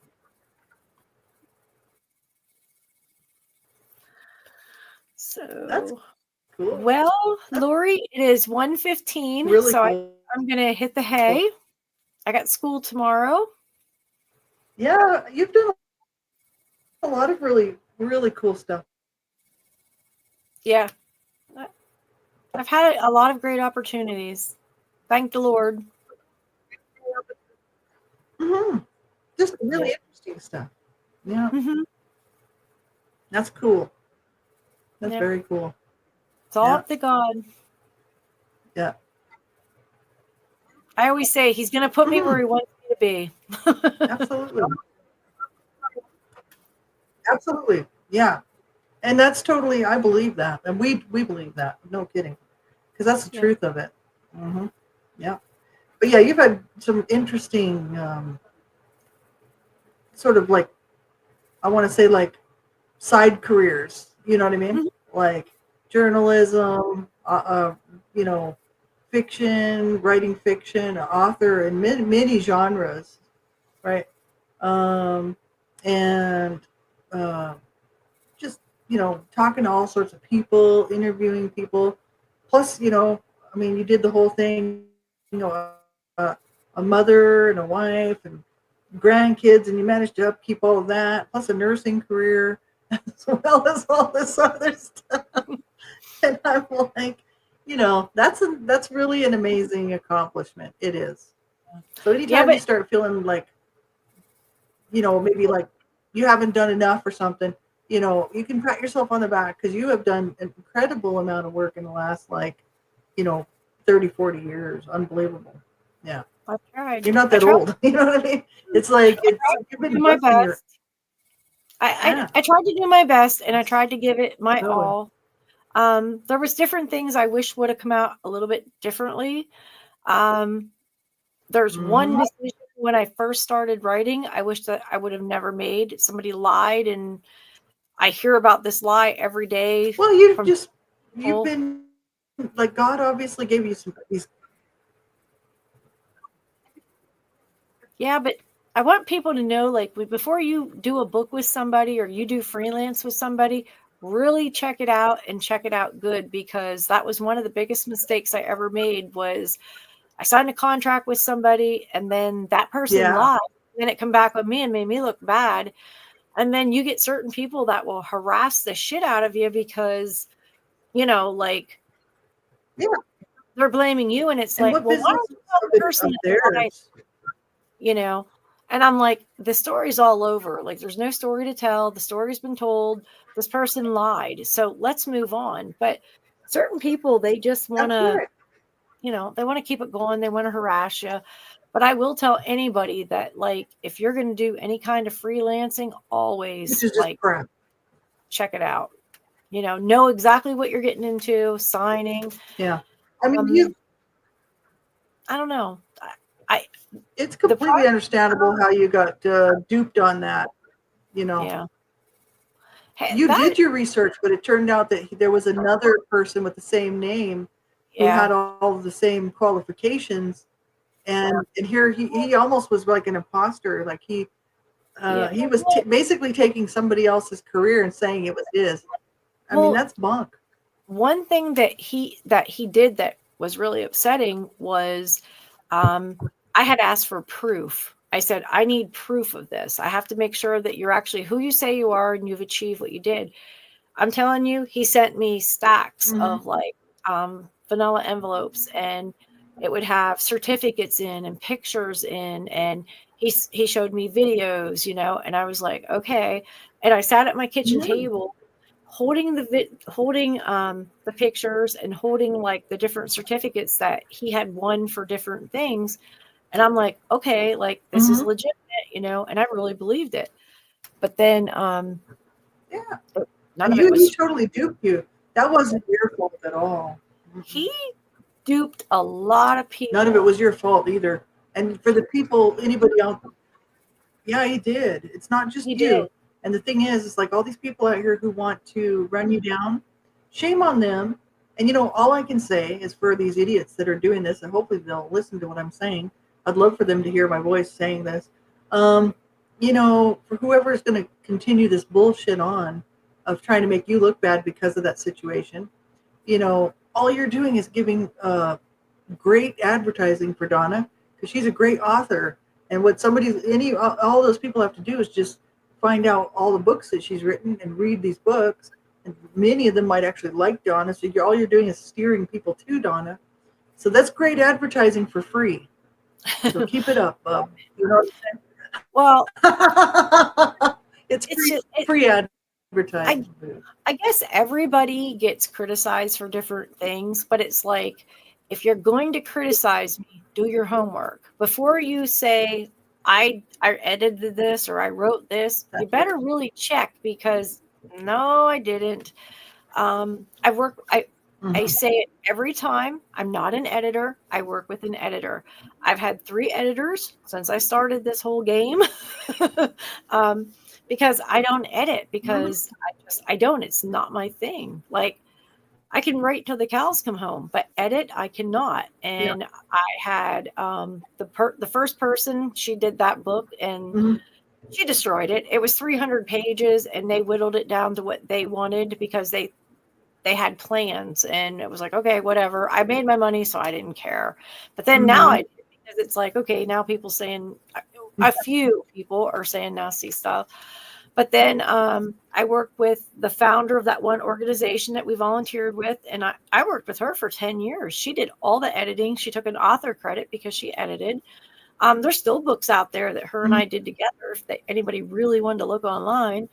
And then Lee, like, I've only ever really, had 3.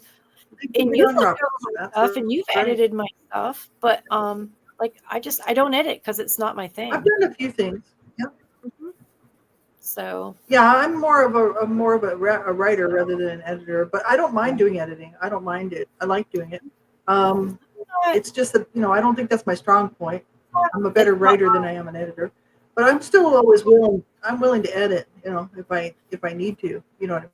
The bad part is I have an editing If the opportunity comes along, Yeah. The bad part is I have an editing system on my computer and it changes like everything. It'll change it. Mhm. Like if I make a mistake, it'll change it or Yeah. it makes suggestions to correct it.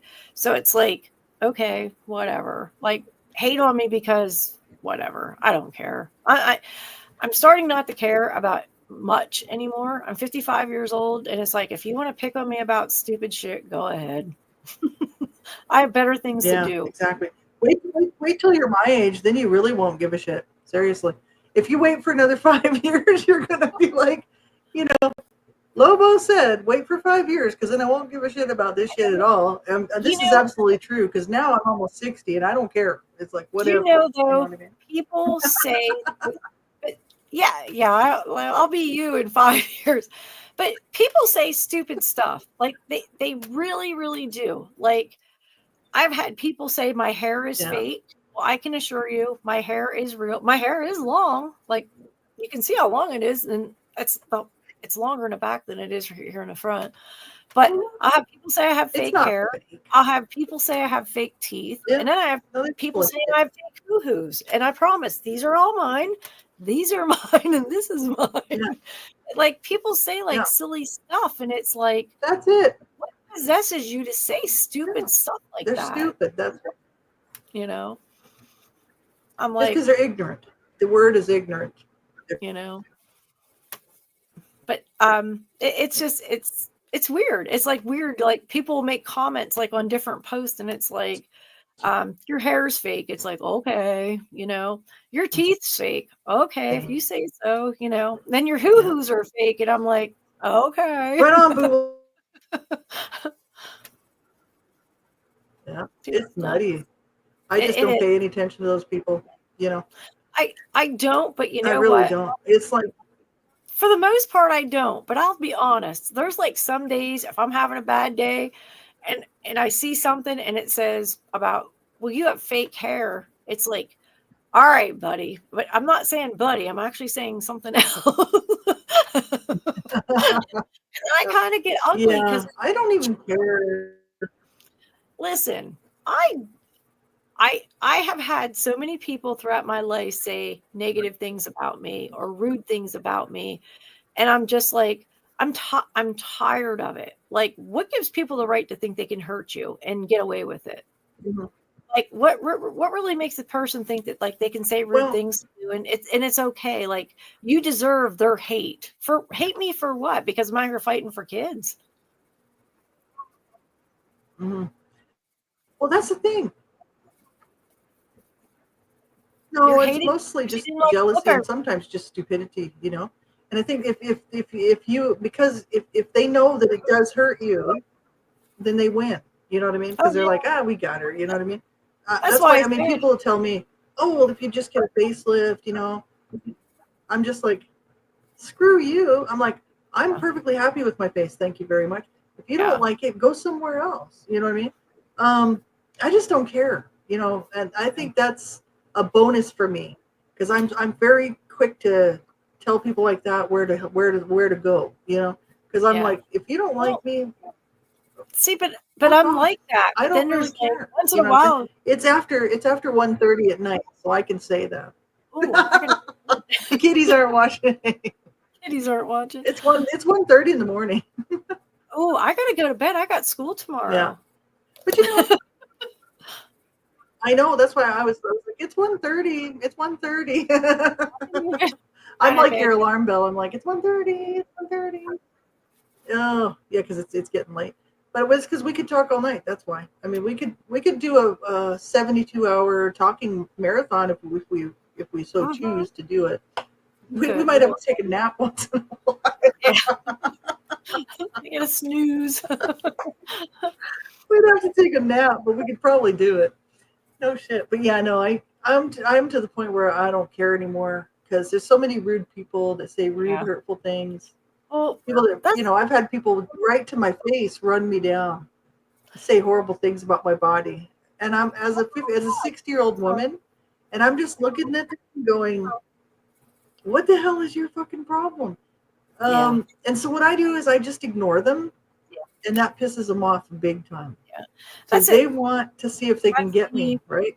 Well, see, But they can't. that's me. Like I brush it off because it's like, okay, if you really think that's great. But there are Yeah. days, I'll be honest, like I'll get up and I'll see somebody put a comment and I'm like, all right, dickhead. I had enough of Hmm. you. Well, Because you what? get some days you just get tired, Seriously, and it's a bad way to start the day, and it's like sometimes you do, and then other days I laugh right at them. Mhm. I mean, I do. I'll That's laugh right. at people. It's like, okay, as long as you're hating me, you're leaving somebody else alone. Yeah. But then at the end of the day, I think, hate us for what? You hate us because we're out here trying to help kids. You hate us because we're trying to help animals or elderly. Like, Yeah. come on, And even Lee Yeah. said the other day They don't. something about They, somebody had said something about her, and I'm like, you know, people just want to harass you. They want to put you down. And then you ask them, well, what the mhm. hell are you doing to help society? What are you doing to help any kids? Or they're not doing anything. So Mhm. I'll just keep doing what I Make a do. And positive difference in the world. yeah, That's exactly right, and that's what we've done. I mean, you've done that for 30 years. I'm yep, still we're still doing it, and really, I mean, it's people should just know by now that really we don't care. We're just going to no, keep doing what we do.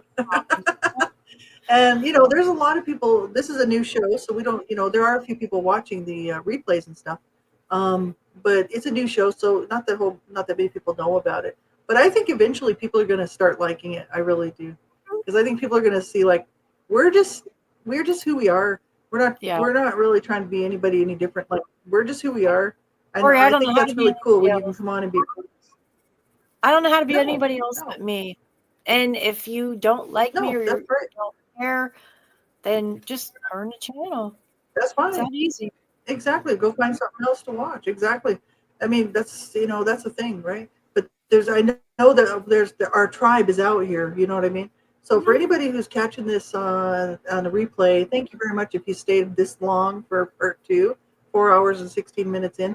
Thank you so much, and we appreciate your support, and we'd appreciate it if you'd share the channel, share the show, be a supporter because we do need it. We're a new channel, and we're doing all that we can to share it around. So be sure and share it around if you like it and you like us. Join us in the chat. Don't be shy because we're not. And say hello and be a part of it. You know what I mean? That's what we want. Mhm. So we'll see you guys next Wednesday, I can't wait. same time, same place. I I'll hope be you'll be there. here. I'll be there. That will be. Who else is here? Will be. Yeah, I can't wait. That's right. Catch you later. Night, Bye. everyone. Night, Lo. Have a good night. Good night. Good night, Boo. Have a good night. Thanks everybody for tuning in and being part of this with us.